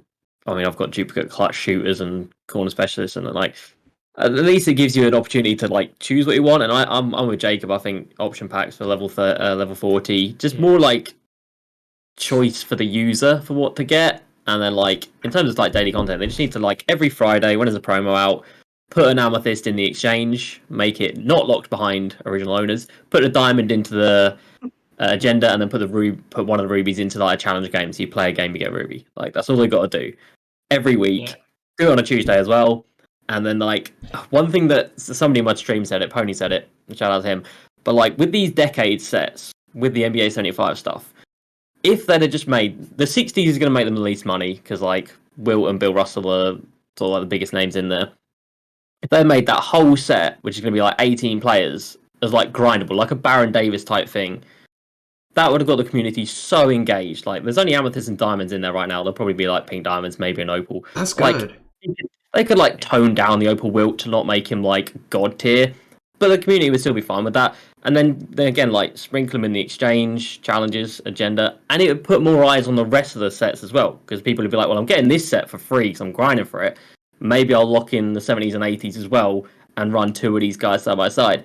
Like, that was right in front of them to do something like that. That's And it's the good. same time that Baron Davis happened last year. That would have been so engaging. Can we just say, I've given up hope, and I assume we all have, of 2K doing anything smart, when they didn't put Milwaukee Bucks moments cards in packs after they won the NBA championship. Yeah. When the final drop was CP3, Isaiah Thomas, and like the year before it was like Bill. It was like all the like. It was 10 goats or whatever it was. Yeah. It was like T-Mac, Kevin Durant, point guard LeBron, point guard Giannis. We had like all these completely juiced cards in the final drop 2K20, final drop 2K21, 3 6-foot tall point guards.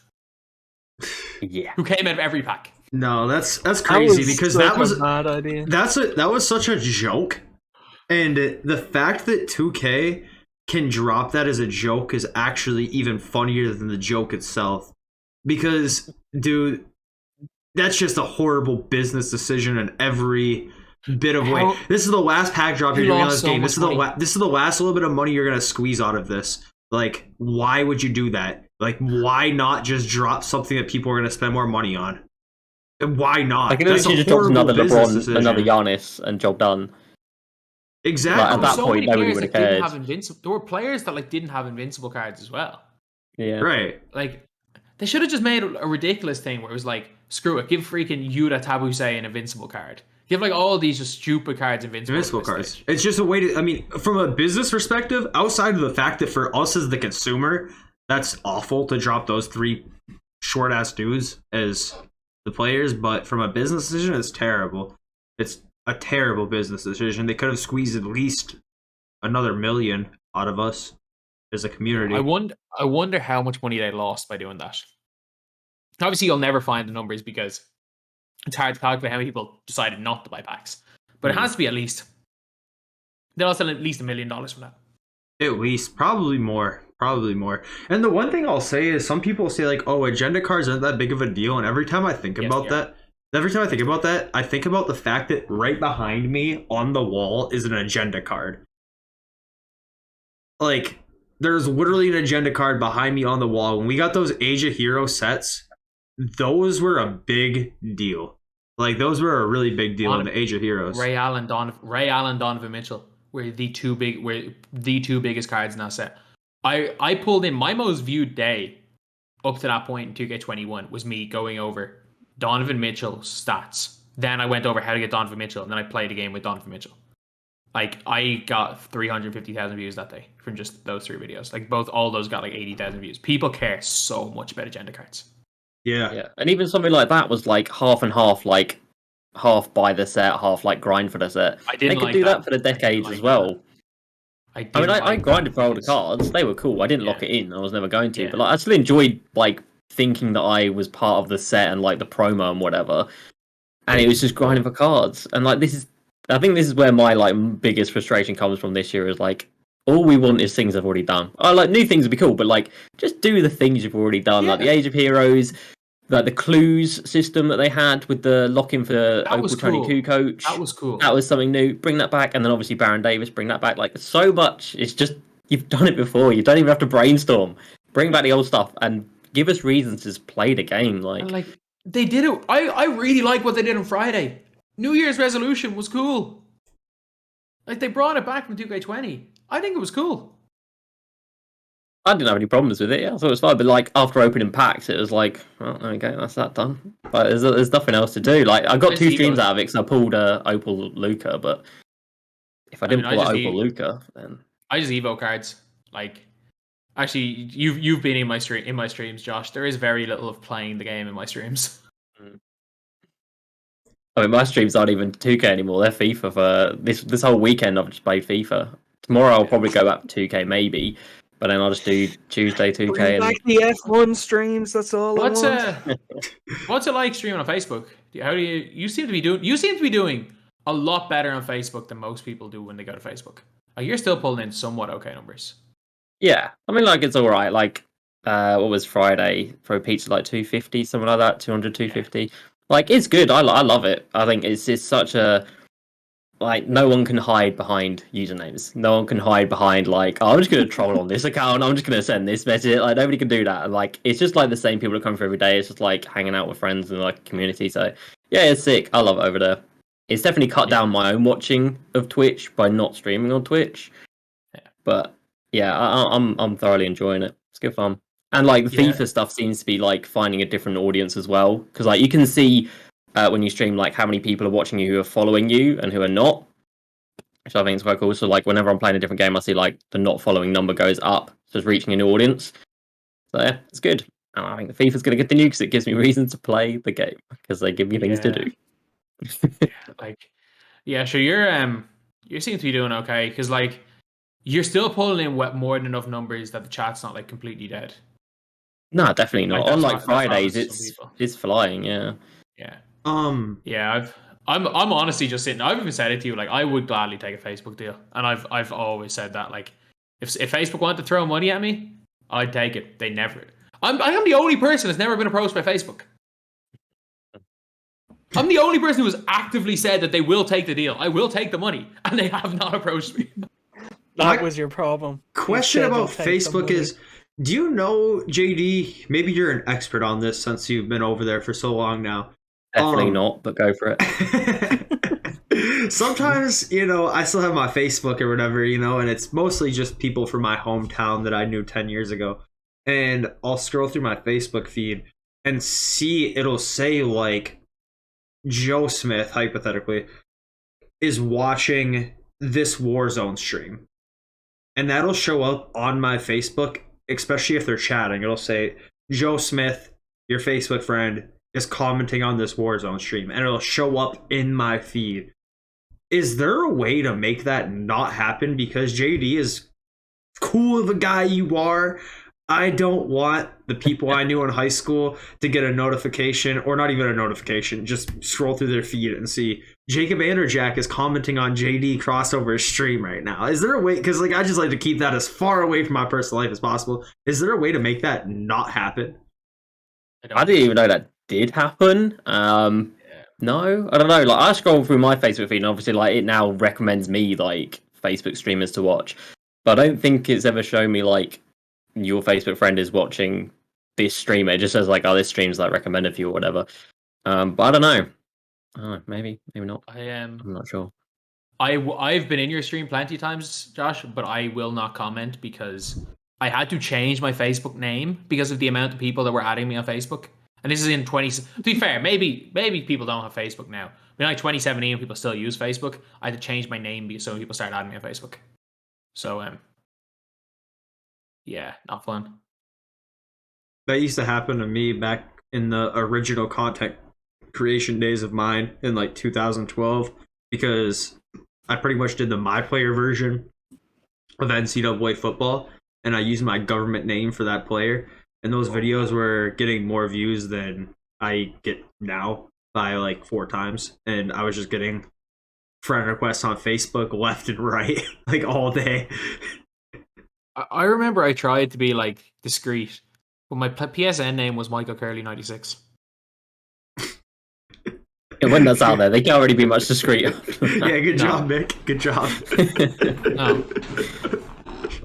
No, my name got out there so quick. Like my name's been out there, but either way.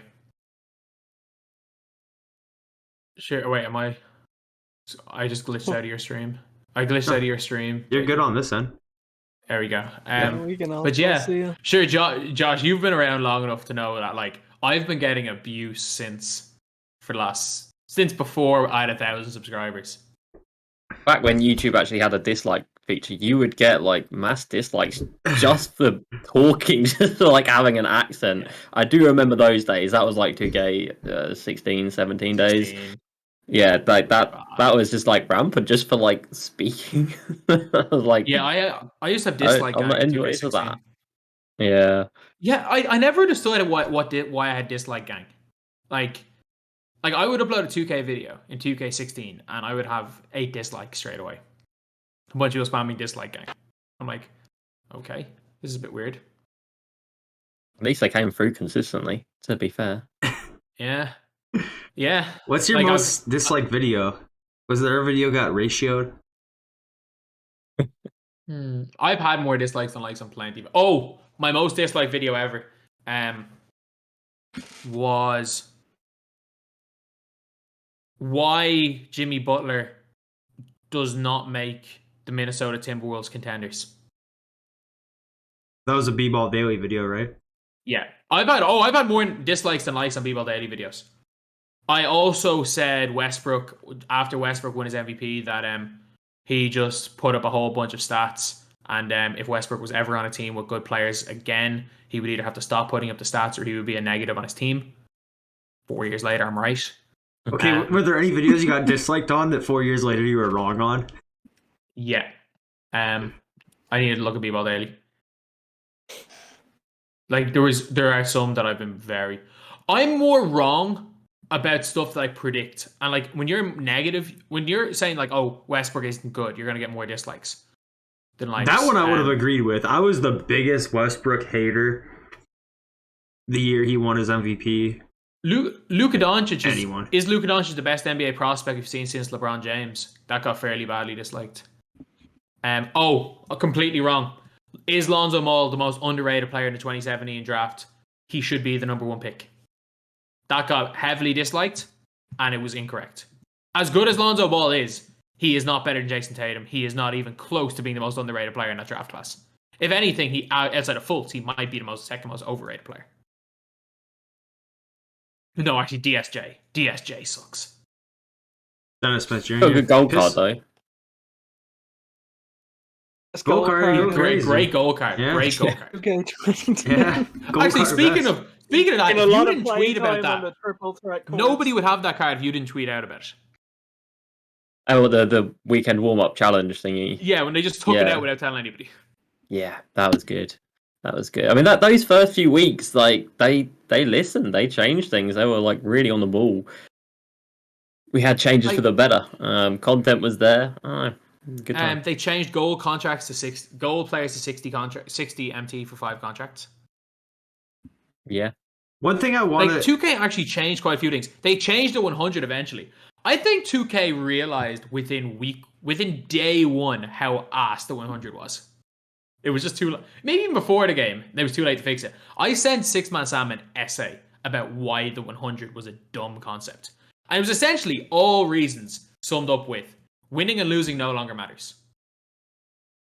Think like how many hours of testing that got through, like how many people had to approve that. Like you could win every game and not get rewarded for it. Like, oh my god, how did that get released in a video game in 2021? Like that is mental. Literally, that mode needed 0 changes. That's the perfect example of like games shouldn't be made in like a year time span. You know what I mean? Like how 2K comes out every year, and like no video game should launch on like a year basis. I disagree. I don't even disagree.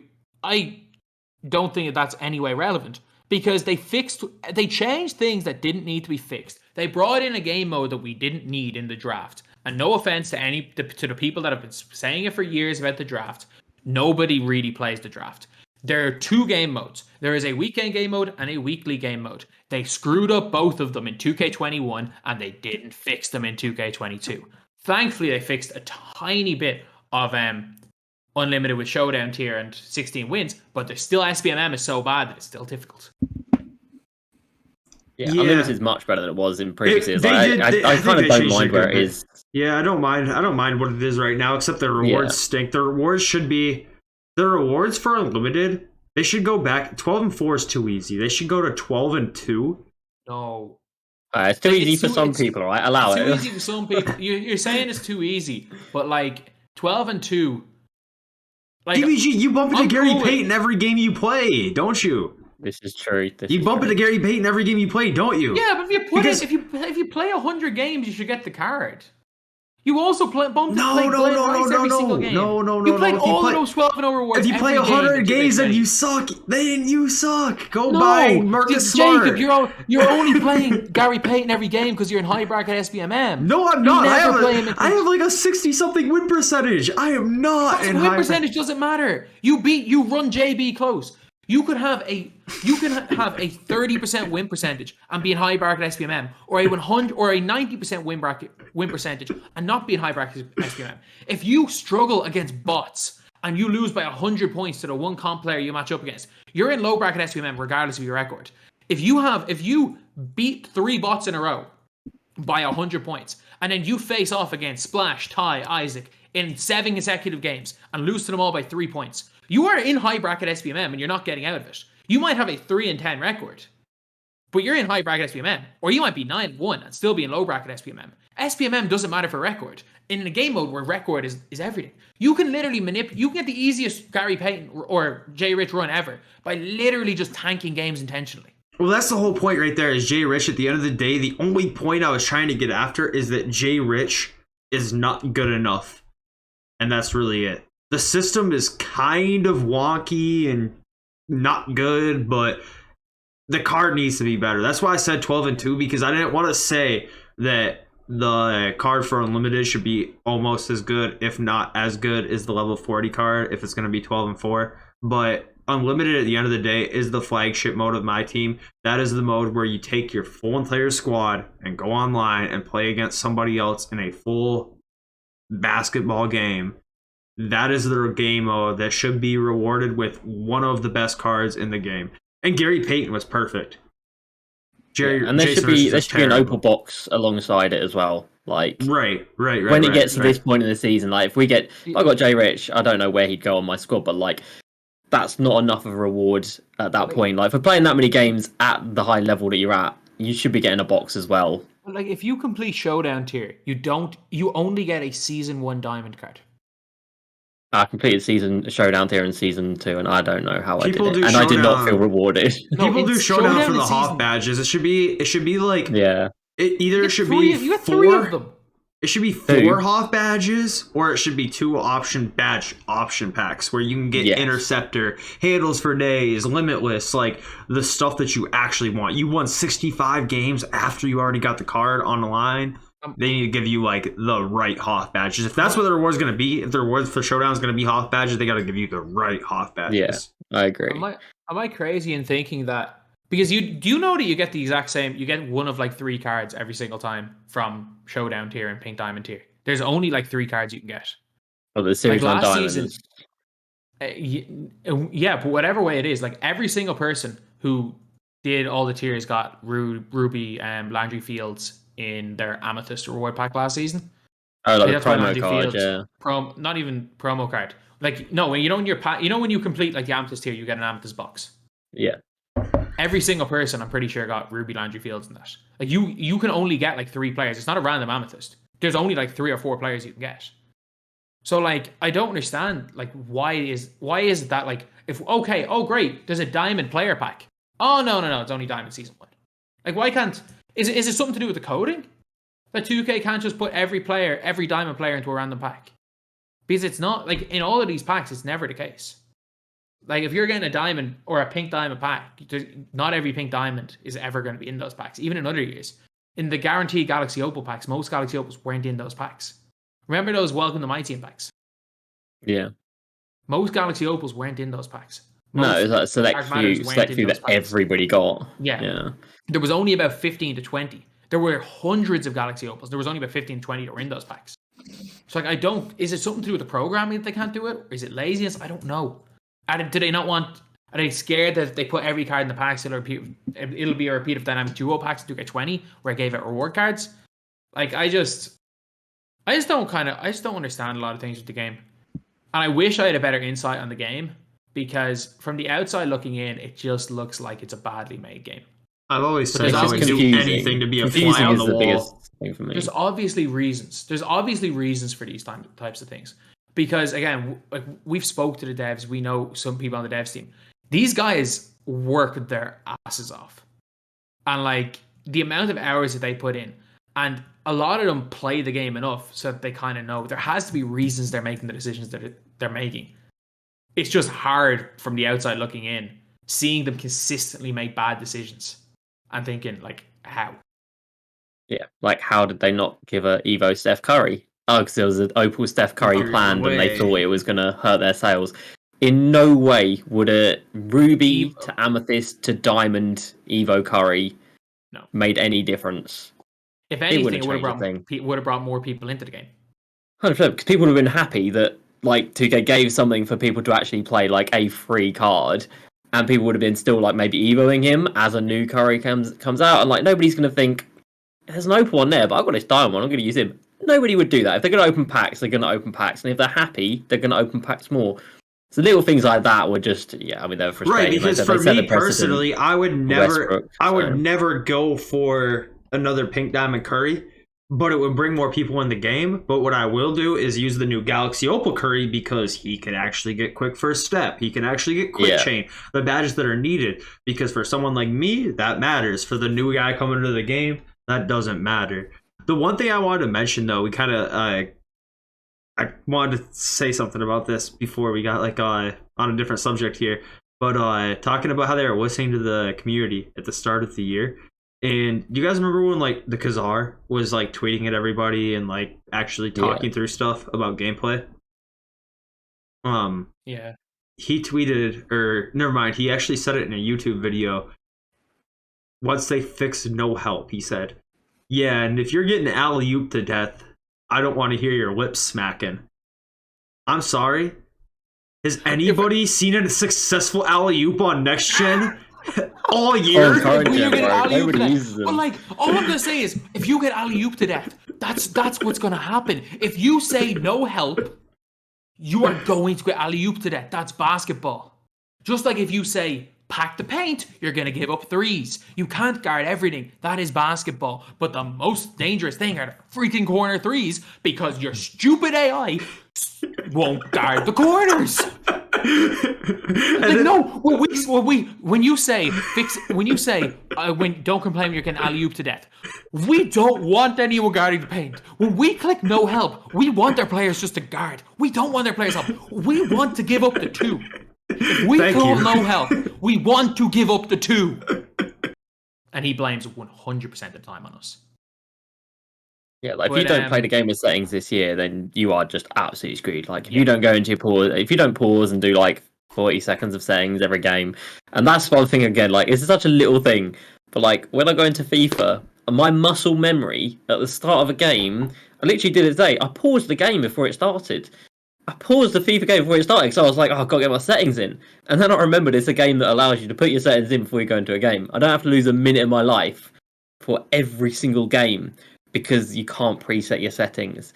And in 2K, like last year, I played like 120 games of Unlimited. That's 2 hours of my life, a minute per game, waited looking at a screen while people put in their settings, which could be avoided. There's so much dead time in 2K. You're not actually like playing the game. There's so many like unskippable like little cutscenes or whatever. Yeah, I don't know. You can save your settings in FIFA? Yeah, like you set up everything like before you go into the game. You can set up like different tactics, like you start or formations. Like you start in like a 4-4-2 or whatever, and then in game without pausing, you can like put yourself on defensive, and that defensive tactic then automatically switches you to whatever you've set up for it. So like a 4-1-2-1-2 or whatever, and then you can have like specific tactics for each individual player, which is like attributed to everything, and you never have to pause the game. Like you set it up all beforehand.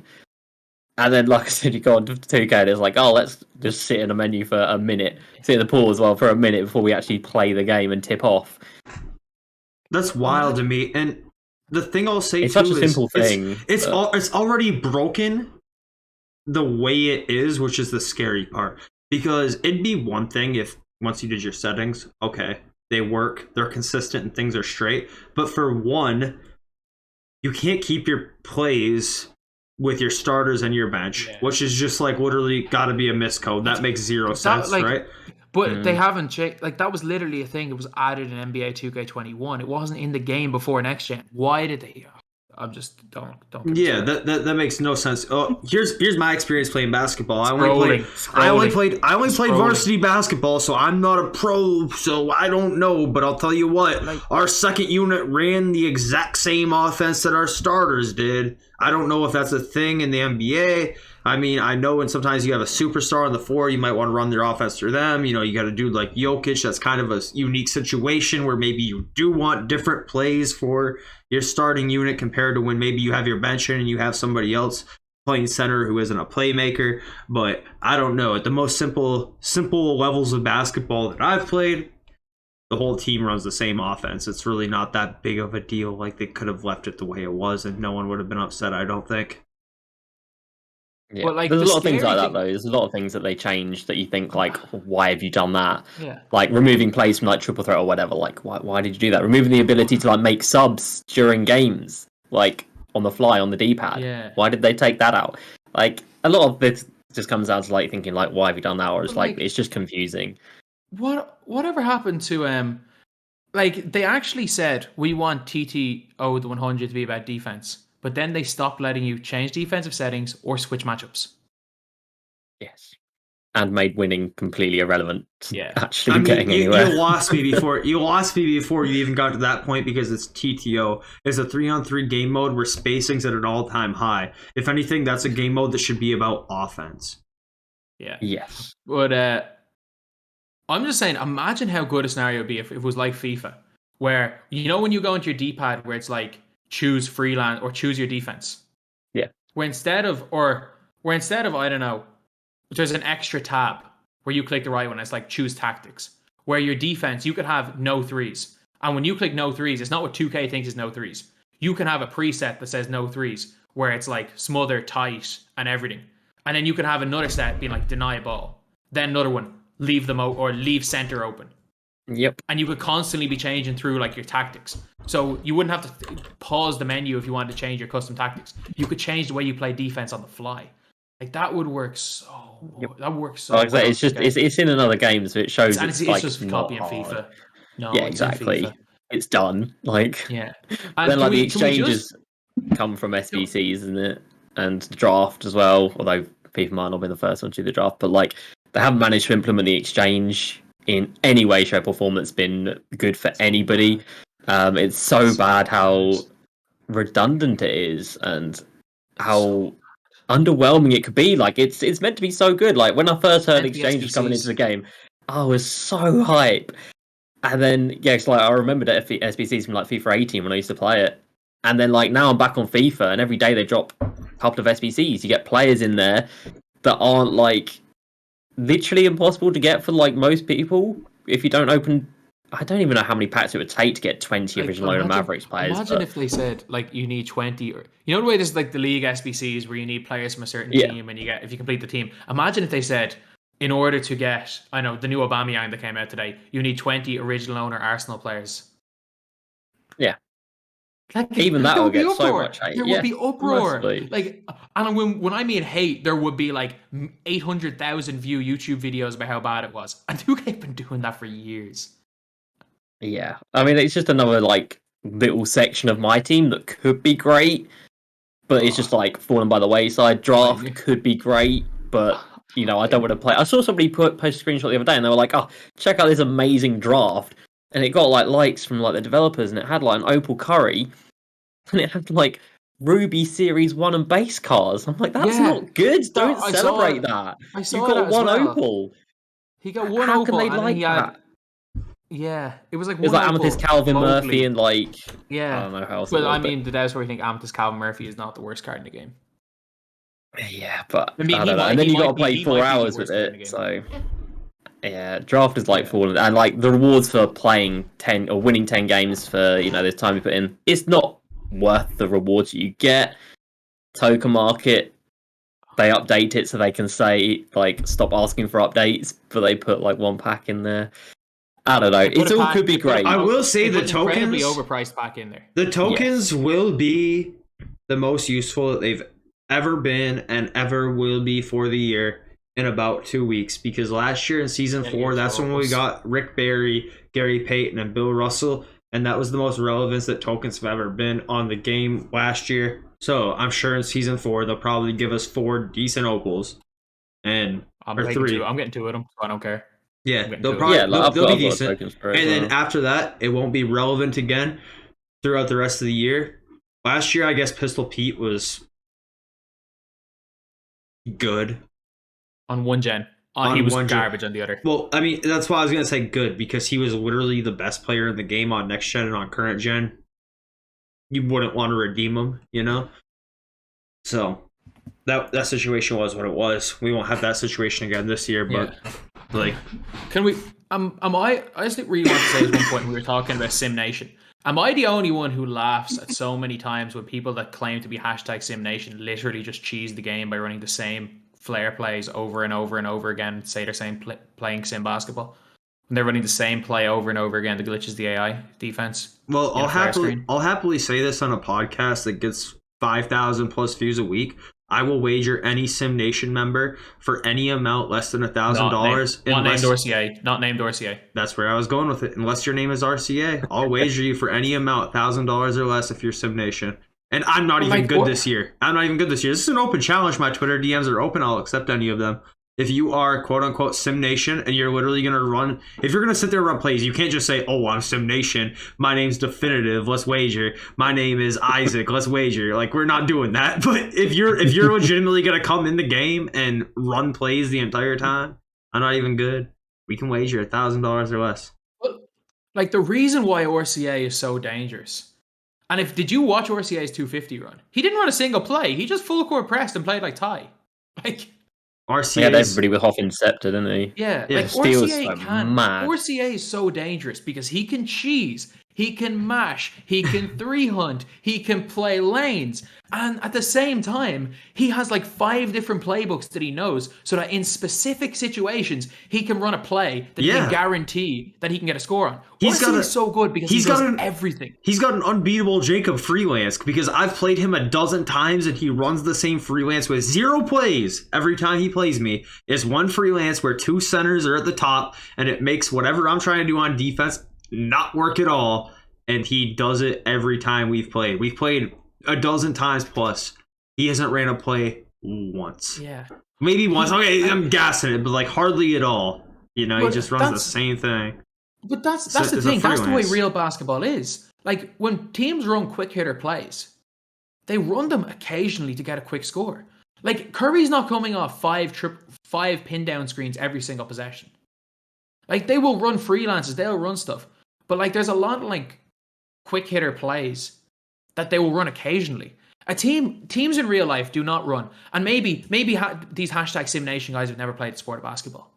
But as someone who has played, not at a particularly high level, but played at I think our league's considered a professional league, has played with a lot of pros and played in a league that's considered professional. There is no team, even in the like Ireland's one of the lowest professional leagues in the world. There is no team even in Ireland that will run the same 2 plays over and over and over and over again and expect teams to not realize. Like, if you're losing and you're running plays, it's not because a lot of times it's not because your opponent's cheesing. You're like, oh, my opponent's playing off ball. They're cheesing me. I just want to play sim basketball. No, you're probably being dumb and run the same plays over and over again. Your opponent read it and just standing in the passing lanes. At the end of the day, I think we all just want more attention focused on my team, which makes sense. We're all my team content creators, and they don't really make the game for online my team play. They make the game for, like, if you're with your friend sitting on the couch playing Lakers versus Nets quick match, and that's how the game is coded to play. And in that situation, and Park. But even then, they didn't even get Park quote unquote right. I think that Park was in the best space it's ever been at the very start of the year before they started all of these patches, because it was cheesier than ever. And Park players, you know what they want to do? Cheese. So yeah, you could left, right. You could do the walk back. It was probably it probably would have been the best year for 2K's Park ever if they just left the game as is, because every single person would have learned that cheese and kept doing it and have fun doing it. So it was but it was the most positive. But like, even coming into even before the walk back was patched, it was still the most positively received 2K ever. And then they changed everything. Yeah, first month, universally, over Roty and Park. Except mashing. The one thing, the one actual problem was mashing. They fixed everything but the mashing. Like Wang said, there'd be no big changes to gameplay this year. Look how that turned out. I love that one. That was good. The only thing they literally patched me mashing. Here's one a really big thing that Sloth just said in chat, which makes so much sense. Steals were great, and now you can't steal anything. So what they did is, hypothetically, let's say you should only patch a game for balancing sake, right? Can we all agree on that? The only reason you this patch is like a game, fundamentally broken. yeah, but like it's only for balancing sake. Like if something was fundamentally broken, hypothetically, it would be unbalanced to do that. At the very start of the year, people said that where steals were OP. So what they do, they patch steals so you couldn't pluck anybody. And then what do they do right after that? They patch dribbling so you can't dribble laterally, and you can't walk backwards anymore. So you're just watering down your game. There's no point in patching one of those two things because they directly contradict each other. One is a defensive thing where you're stealing the ball. The other one is dribbling. So if one of those two were too good for the game where it made it unfair, it was already fine. Because yes, dribbling was OP, but guess what? It's also very easy to steal the ball. So they just straight up water the game down by making both sides of the ball harder to play. Yeah. If they'd just left the game in the state it was and gave regular updates to content and maybe didn't give no content at all and didn't do Hoopmas and didn't give Parker automated or animated iced out bundle, maybe we'd be sitting there pretty happy about things. But yeah, right now I don't know. From a personal point of view, I feel pretty down on the game. Like I said, I don't really want to fire it up. Like I'm coming up to the collector level. I'm one card away from Pink Diamond Alonzo Mourning. Lucky me. A card that I will never use because he can't shoot the ball. So yeah, I don't know. And then it's just like waiting until heat checks come out. I feel like the game is kind of in a limbo right now. Like heat checks are needed for collector level. The 75 sets feel like they've been going for ages, but there's still like so many more cards to come out for them, and we've still got 2 weeks left of season 3 as well. So, who would have ever guessed that the podcast with JD crossover was going to just turn into ranting for 2 hours? Who would have ever guessed? Who would have ever guessed? Putting me and you in the same, you and Jacob in the exact same, Discord call. Who would have ever thought it would have just led to 2 hours of ranting? And then Dale, who's actually in a much better position than all of us. Because we are all delete the game. Yeah, we're all playing the game and getting angry. He's just saying, no, just delete. Just uninstalled.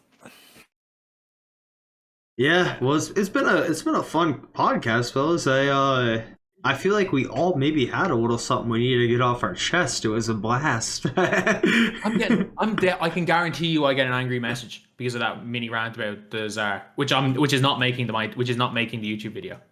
You're gonna cut that out? Yes. I don't know why. You barely spoke your mind. I didn't really get your point. Hold on, DVG. Can I read you a little fan comment I got on Twitter? What?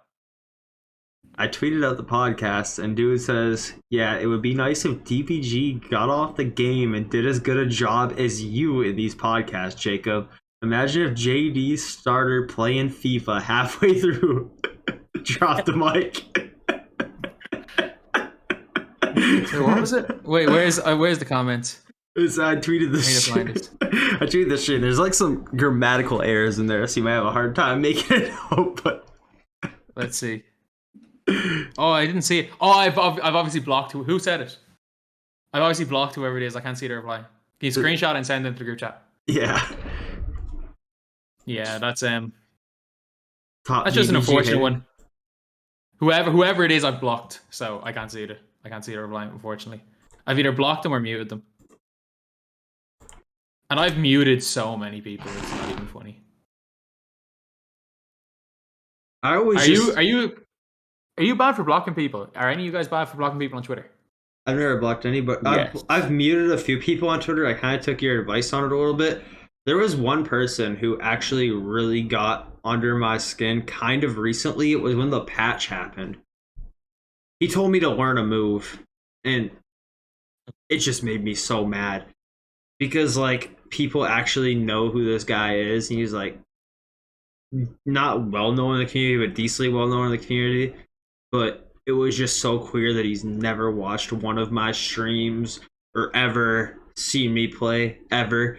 because if you guys have watched me play, you guys know that there's only one thing that I'm even above average at in this game, and it's at doing a move. That's it. I know every dribble move in this game.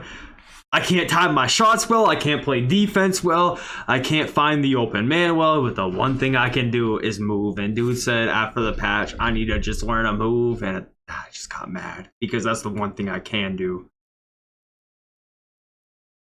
Yeah, I'll happily block people and mute people all day long. All day. I think most of the community is muted, to be fair.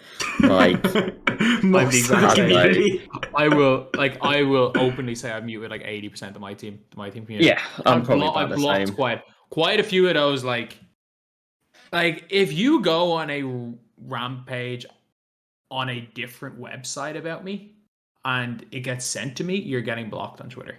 Just for future reference for any of these small content creators who are wondering why I blocked you. Shit, that's why you blocked me. Yeah. You know what's the funniest thing, DBG, is people will try and reach me to reach you now. That's the funniest thing. Is people will ask me like, hey, can you ask DBG X, Y, and Z? What are they asking? To rate their teams or something? Sometimes that. I mean, I thought it was funny when Jack posted he was doing his last 2k20 team up lobby, and you commented with 2 eyes, and somebody replied underneath that and said, can someone rate my team? You didn't even say, can DBG rate my team? You said, can someone rate my team? I had to... Dude just wants anybody to just give him a number. Any type of validation. One of my friends... Like, this isn't funny, but it's why I really stopped... I don't want retweeting things anymore. Without quote tweeting him. So one of my friends got into a serious accident in America, and his family set up a GoFundMe. So I was like, okay, yeah, I know the guy. I wouldn't be close with the guy, but I know the guy. I'll retweet it. And the first comment, this is a GoFundMe for a guy who as in unbelievably serious injury. Guys was lucky to be alive.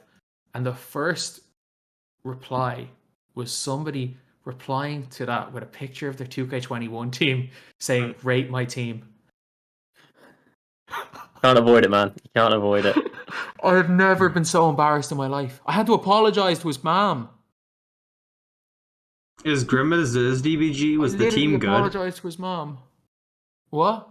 Of course it wasn't good. If you're asking me to rate the team, replying to a GoFundMe for a guy who has a serious injury, of course it's not going to be good. No, that's actually terrible. I literally sorry, no, it wasn't. It wasn't his mom. Sorry, I had to apologize to his friend, another friend who ended up. I had to. He was the one who shared his mom's GoFundMe. I had to apologize to him about it. That was it. I literally had to fucking apologize about it. I'm like, I feel so bad. I tried to do a good thing, thinking maybe there's some random rich person that's following me that might give some money. Instead, it was little Timmy saying, "Rate my score." I donated 200. I donated 200 quid to it just because of how bad I felt. I was like, oh no. I mean, on the bright side, as somebody who's been in a position pretty similar to that recently, I can say with full confidence, I'm pretty sure that anyone who would see that, even under hypothetically, if their son's tweet or something, that's not the type of thing that would make them upset about it, you know? Yeah. It's already going to be a bad situation. That's the last thing. They probably just looked right over it, I'm sure. Looked right over it. I'm sure whoever was close to him. Yeah. Oh, I was just shocked. I was just distraught. I'm like, oh no. As soon as I retweeted, I was like, oh no. And that's why, do you guys, were any of you guys in the charity live stream that I did a while ago? Yeah. I was. Yeah. I think me and Dan were your only 2 people really going crazy in the chat. You only had 80 people in there. It was probably for the best. Yeah. Yeah. That was the highest. Their highest peak was when I was on for that whole stream. But I had to have a 20-minute meeting warning them about how bad it could possibly get. And they said there was only one bad message. And I was like, yeah, because I was like, for lack of a better word, the degenerates didn't get in. I'm literally at a weird time, which probably helped. Yeah. It was 7 a.m. Eastern, 8 a.m. Eastern. I remember I was going to the gym really early the one day you did it. But it was literally like, I couldn't believe it. I was on a call with a charity being like, and they're like, why are they that bad? And I'm like, in fairness, I do clap back sometimes, but I don't understand how they're that bad. There are people more toxic than me that chat isn't nearly as bad towards them. Which is a special place, that's for sure. The chat. And I don't really miss it for that reason. Wait a minute. How does your chat not nearly as bad as mine? My chat was never that bad. No. YouTube got very annoying. YouTube streams got, my god. It wasn't people like having a go at me, it was just like people coming in at like 2:00 on a Friday being like, hey, what's the limited lineups? This is before they did like the Thursday cards. But like, what time's packs coming out? What time's the limited lineup? And it's people that come through like every week, and I'm like, it's the same time every week. That's Go like away. That's like the catch-22 of like growing, because like while you're growing as like a MyTEAM creator, you get asked the dumbest questions. Penny or Gary Payton?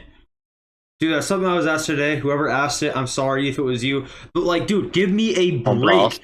Get Penny or Gary Payton. Like, if you have Gary Payton, you obviously went 12-4 last season. You got Penny. He's a 6'7" point guard. Dude, what do you want me to tell you? Like, which one I prefer? They're both in my lineup. You're watching them both play right now. I've been playing with them for the past 5 hours on live stream. Who do I prefer? I don't know. Like, whichever one I'm playing better with. Like... Dude, like, some of the questions you'd ask as a MyTEAM creator are just asinine. Yeah. Like, you're out here complaining about those questions when you don't get called a bum for a living online. That's right. That's not even a question. That's just a statement. They give you an option to reply. You'd be surprised though, DBG. My chat's gotten worse since I've started doing the podcast with you. Oh yeah, it's a it's a DBG effect. I said it to Ty as well. I remember in summer 2020, everyone's like, Ty's chat's like gotten so toxic all of a sudden. It's like, I'm sorry. Yeah, it really is. It's gotten worse since then. But I will say, I honestly have never been even in the slightest bothered by a Twitch comment. What gets me there when I put out a tweet in the middle of like myself working or something like that. The tweets are what get me. The Twitch comments never do, because like in my mind I'm like, I'm live, I'm right here, we can go at it, you know, like we can talk this talk right now, I'm live, like what's up. But the tweets are what get me. That's what get me, because then I'm like, dude, now I have to think of a something to say to this guy to clap back, and I only got 280 characters. Like, you know, those are the tweets. Before that, tweets are what I hit block or mute before that. I don't think I've ever argued with anybody on Twitter. If I see something dumb, I'm just like, I'm just gonna remove that from my life and hopefully never see it again. I need to get that JD ban hammer going. That's what I need to get. For real, man. It's a good way to be. I'm not gonna lie. Have you heard all the conspiracy theories that I only make videos so that I can manipulate the market? Someone was saying that about Boozer today. Someone was saying that about Boozer today. Every time, I get said that to me at least 100 times a day, as if I don't hoard MT, like as if I spend my MT. It's not even about that. What I'll say from my perspective is, if hypothetically you were manipulating the market, I would have 8 million in my account right now, because I'm in your ear. I would figure this out before your videos get dropped. I am not a person to hide what I'm doing with my MT. I would have so much more MT. Hypothetically, if DBG was manipulating the market, he is a close enough friend that my MT amount would be not what it is. I can only imagine how much MT I would have if I actually just price fixed cards. Like, I would be in the multiple millions of MT. I'm not going to tell my story, because I already know people in my chat will say, 8th time you're telling this story, but the 250k stream, I was on your stream and made a card go from 40k to 130k. Even Dale's rolling his eyes because I've told the story like 800 times, but I haven't actually heard it. Who was the player? I don't have to tell the story, but like, who was the player? Who just take 40 to 130k? Oh, do you remember Jack Sigma walk-in? Yes. The Jack Sigma one of the walk-in. Thursday drops, wasn't it? With like 6 cards. Yeah. Right. They dropped a locker code for one of those players who was the gatekeeper at the time. And the gatekeeper of that set, and Jack Sigma was still pretty good at the time, the gatekeeper of that set was in a locker code. so it dropped the gatekeeper, who was Pink Diamond John Stockton, down to like 20k.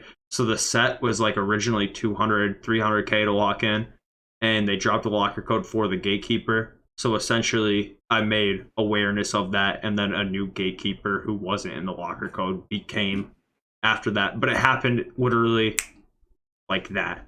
Because it was during the 250k stream when they dropped the locker code, so DBG had like 9,000 viewers or something. Jeez. Yeah. But like, it wasn't even like the reason it came from the stream was that the card didn't go up for about 20 minutes, and then you mentioned it, and then within 2 minutes of you mentioning it, it happened. Right. Because I was sitting there staring at it. Because people wouldn't have realized it because Jack Sikma was good, but he wasn't that good.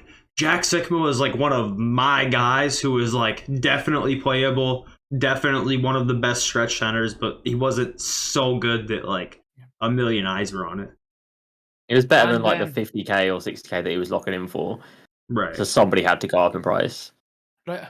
I just want to make it as clear as anything. Like, I make constant videos talking about budget cards. One, because I think they're fun. I think it's fun. Two, because there's a lot of new players that like budget cards. And three, instead of manipulating the market so that I can buy good cards, I upload these videos so that I can buy this place right here.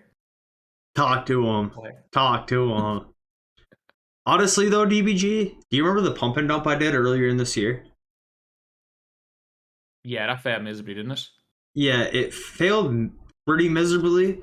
I think everyone who was involved is going to break even. But one of these days on the podcast, when we have no guest, I'm going to make use of your platform and do another pump and dump. So stay tuned. There's too many the bots tried to do that, and every Aaron Gordon is now 2,500 MT. The pump and dump might be a little more fishy when I'm talking about the inclusion on this, because I might bait you guys into talking about how good some really bum diamond card is and get everyone to buy them up and then sell off all the ones I bought. I have no shame. This ain't my job. I have no shame. I'm just here once a week. I'm gonna do it on April Fool's Day. I'm putting it out there right now. I'm gonna make a complete troll video, a card that's gonna be an absolute bum. I'm gonna say that they're really good on April Fool's Day, and then I'm gonna sell all of them. And because I assume that I'm not gonna make any profit, and then I'm gonna make a video being like, you see, I can't type up a BS card, and convince you guys to buy them. In before it goes to 100k and you make millions. Yeah. If I make millions, that video's never going up. That's the heist right there. That's the heist. Yeah. And then the worst part is like, everyone's like, "Oh, you only got 1.2 million MT for your LeBron James because you tweeted it." I'm like, "No, I got under market value. That LeBron should have went for like 1.8 with the badges I had him. I got under market value on my LeBron." Yeah, I mean, Jacob, you tweeted it, didn't you? Like, that just proves that, you know, tweeting out a card, like, you might get one extra eye on it, but, like, even if one person bids it up, it doesn't matter unless somebody else bid it up as well. Like, tweeting out cards doesn't really matter. Like, it's just cool to put it out there to be like, hey, this is what I created. This is what's on the auction house. Like, if you're interested, go get it. But, like, realistically, somebody else can have no promo on Twitter and it'll sell for, like, 1 million MT more than DBG tweeting out his and it gets 1.2 million. Like, it doesn't really matter. It comes down to more things like time of day, the right millionaire being on at the right time to bid it up. Because that your one might add a bid of like 2.5 mil, but nobody else bid it up higher. Like, it comes down to luck more than anything. The one time I do believe it made a difference was the one person who, and he still got so much less. Like, I'm not going to say who it was. We all know the scenario that happened, the Magic Johnson fiasco. Did he got less because of the tweet? I think he got way more because of the tweet. That Magic Johnson was only worth about 1.2 million MT. It sold for bought it for 2.7, I think. Yeah, but like, he bought it like 2 or 3 days earlier. Like, Magic at the time he bought that, Magic Johnson was like 250k, and at the time he sold it, Magic Johnson off rip was like 100k. People realized Magic Johnson wasn't that good in game. So here's what I'll say about Magic though: is he's not that good in game for most people, but in competitive setting, he's really good. I mean, switch it. Yeah, you can switch everything with him. But that was literally 2 millionaires who followed him were bidding against each other. Yeah. Like, and one of them did not really want that. The guy who got it, I don't think really wanted the card. Like, so that card's going for like 1.2, 1.3 max. If they resold that card now, it'd go for 4. Yeah, I wouldn't get much. Wouldn't get anything at all. But it was the first. It was the first badged out Magic on PlayStation, which is why it went for so much. Oh, it was the first. The one originally we're talking about. Yeah, the one that sold for like 2.7 mil. Oh yeah. That was the first he bought the Your D-Rob version of Magic. Yeah, and then like added a few onto it, and then sold off and like had a howler. Did you guys see I added like 1 million Hoff badges to my Rudy Gay today? Not to sell, just to keep them playing. Because I love Rudy Gay. Like, not I didn't ever love Rudy Gay in my team, but the way I play. Would you not just sell Rudy Gay and just buy one with slightly less badges and get a couple of 100,000 MT extra? Because I'll make enough MT back. It's fine. I'm just having fun. If I wanted to make MT, I would have done something different. I just want to have fun. Yeah. I added. All right. LeBron, He's got 19. He's got 19 Hoffs now. He's got Interceptor. He's got Clamps, Pickpocket, whole bunch of them. I just want to have fun. That's it. For a card that can't even get Limitless spot up. He's got Chef though, and I've been shooting from there. It's working out fine. You can shoot from Limitless. I'm convinced on my team, Limitless spot up and Chef do the same thing. I'm fully convinced of that. Yeah, I don't know. I've been shooting from there. It's been fine, but I don't know. I just want to have fun. I got all those Hoff badges. If I want to make MT, I'll make MT, or I will do the unsaid to get more MT, and it's fine. You know. Oh, it's a lottery if you badge out a card anyway. Like, you might make MT, might not. Like, so many people have badged out cards. Like, they're just everywhere this year. So many people have badged out cards. I badged out Tatum and made a loss. You did. And a lot of other people have done, like, a lot worse than that. And, like, put 10 Hoff badges on a card and then, like, lost 500k. Like, it's just not as easy as people think. It's not like, oh, let me just chuck 10 Hoff badges on this card and make 1 million MT. Like, it doesn't happen like that. And I don't know if it will for, like, much longer. The first ones always go for crazy amounts, and then after that, it goes down fast. So you got to get your time right. Now the way to make maximum MT off badging a card up is have a Hoff Interceptor. If you get that, you're getting like 1 mil extra, basically. Yeah. Right. And like the thing about it is, badge. I don't know what it is, man. I'm running a lineup now that has my starting 1 is Penny, and my starting center is D-Rob. My 2, 3, and 4 all have Hoff Interceptor. And I'm still just swatting balls. They ain't grabbing them. I don't get those crazy animations that everyone else gets. I'm standing in lanes and I'm hitting square. I don't know what anyone else wants out of me, but they're still just smacking at the ball like a cat with a toy. Just not grabbing them. I don't get it. Have any of you tried to get steals of Buddy Hield yet? I haven't. I haven't played the game since Friday. I remember I was talking about this last year. Like, I tried to boost with him. He won't catch the ball. My best ability in this whole entire game of 2K might be the ability to walk up on a CPU and pluck the ball. That might be what I'm best at in this whole entire game. So I should maybe try the method. That's literally what I can do better than I feel like anybody else is walk up on a CPU and pluck the ball. I was trying to boost with somebody and he couldn't get the steal. Like, you know the way it's like bounce, stand in the corner and they bounce past it and you get the steal every time? Yeah. Nope. He didn't catch one. He tapped 5 in a row out of bounds. And then they went through his body twice. The going through the body is where that's where you just have no control. If they smack it out of bounds, at least you can like kind of feel okay about it, but the going through the body is what blows your mind. Like I literally had someone agree to boost with me. And I got 0 steals in the game. Well, that's not the boost method. The boost method is the roll the ball and roll the ball in bounds method, or the throw the alley oop method. If you just go under the hoop with Buddy Hield, if that's the person you need to steal with, go underneath the hoop with Buddy Hield. Have the other person call pass and screen away because you can call plays in triple threat online. Have the other person call pass and screen away. Have them go to the corners and then just hit double tap triangle. You're gonna get a steal every time. It's okay. Yeah. I'll need to because they'll try and throw an oop, but there's no one underneath there, so the Buddy Hield will just grab the ball wherever you got under the hoop. I've done like 15 steals for an Evo or for XP in a matter of like 2 minutes doing that, or maybe not 2 minutes, but like you know what I mean, 5 minutes, whatever. Yeah. So we've been here for very long. Is there any topics anyone wants to bring up? I'm golden. I think we covered a lot. 2.5 hours, not bad. Any F1 talk? I want to leave. Oh, we can't I got double that JD first. and- We got that out before we started. Yeah, we can. Yeah. I appreciate you coming on, JD. Thanks, It's Josh. been a fun one. You made for a very good atmosphere. I felt like I could really be myself with you here. Oh, good. I'm glad to that joke. I'm glad to that. Well, it's the second time in it. We were on Jazz's podcast before. Yeah, shout out Jazz, man. Shout out Jazz. Shout Love out that Jazz. dude. He took the smart road. He just said, "Screw 2K." Yeah, man's on that GTA life. He's like, he's 2K. made his money. He's just doing this for fun. He's made his money, like. Yeah. But no, it was a good one. Thanks for having me on, boys. I appreciate that. Like I said, I've watched quite a few of them, Appreciate so you coming yeah, on. good to be on. Thanks for coming on, and we can end the stream or the live or the recording there. We all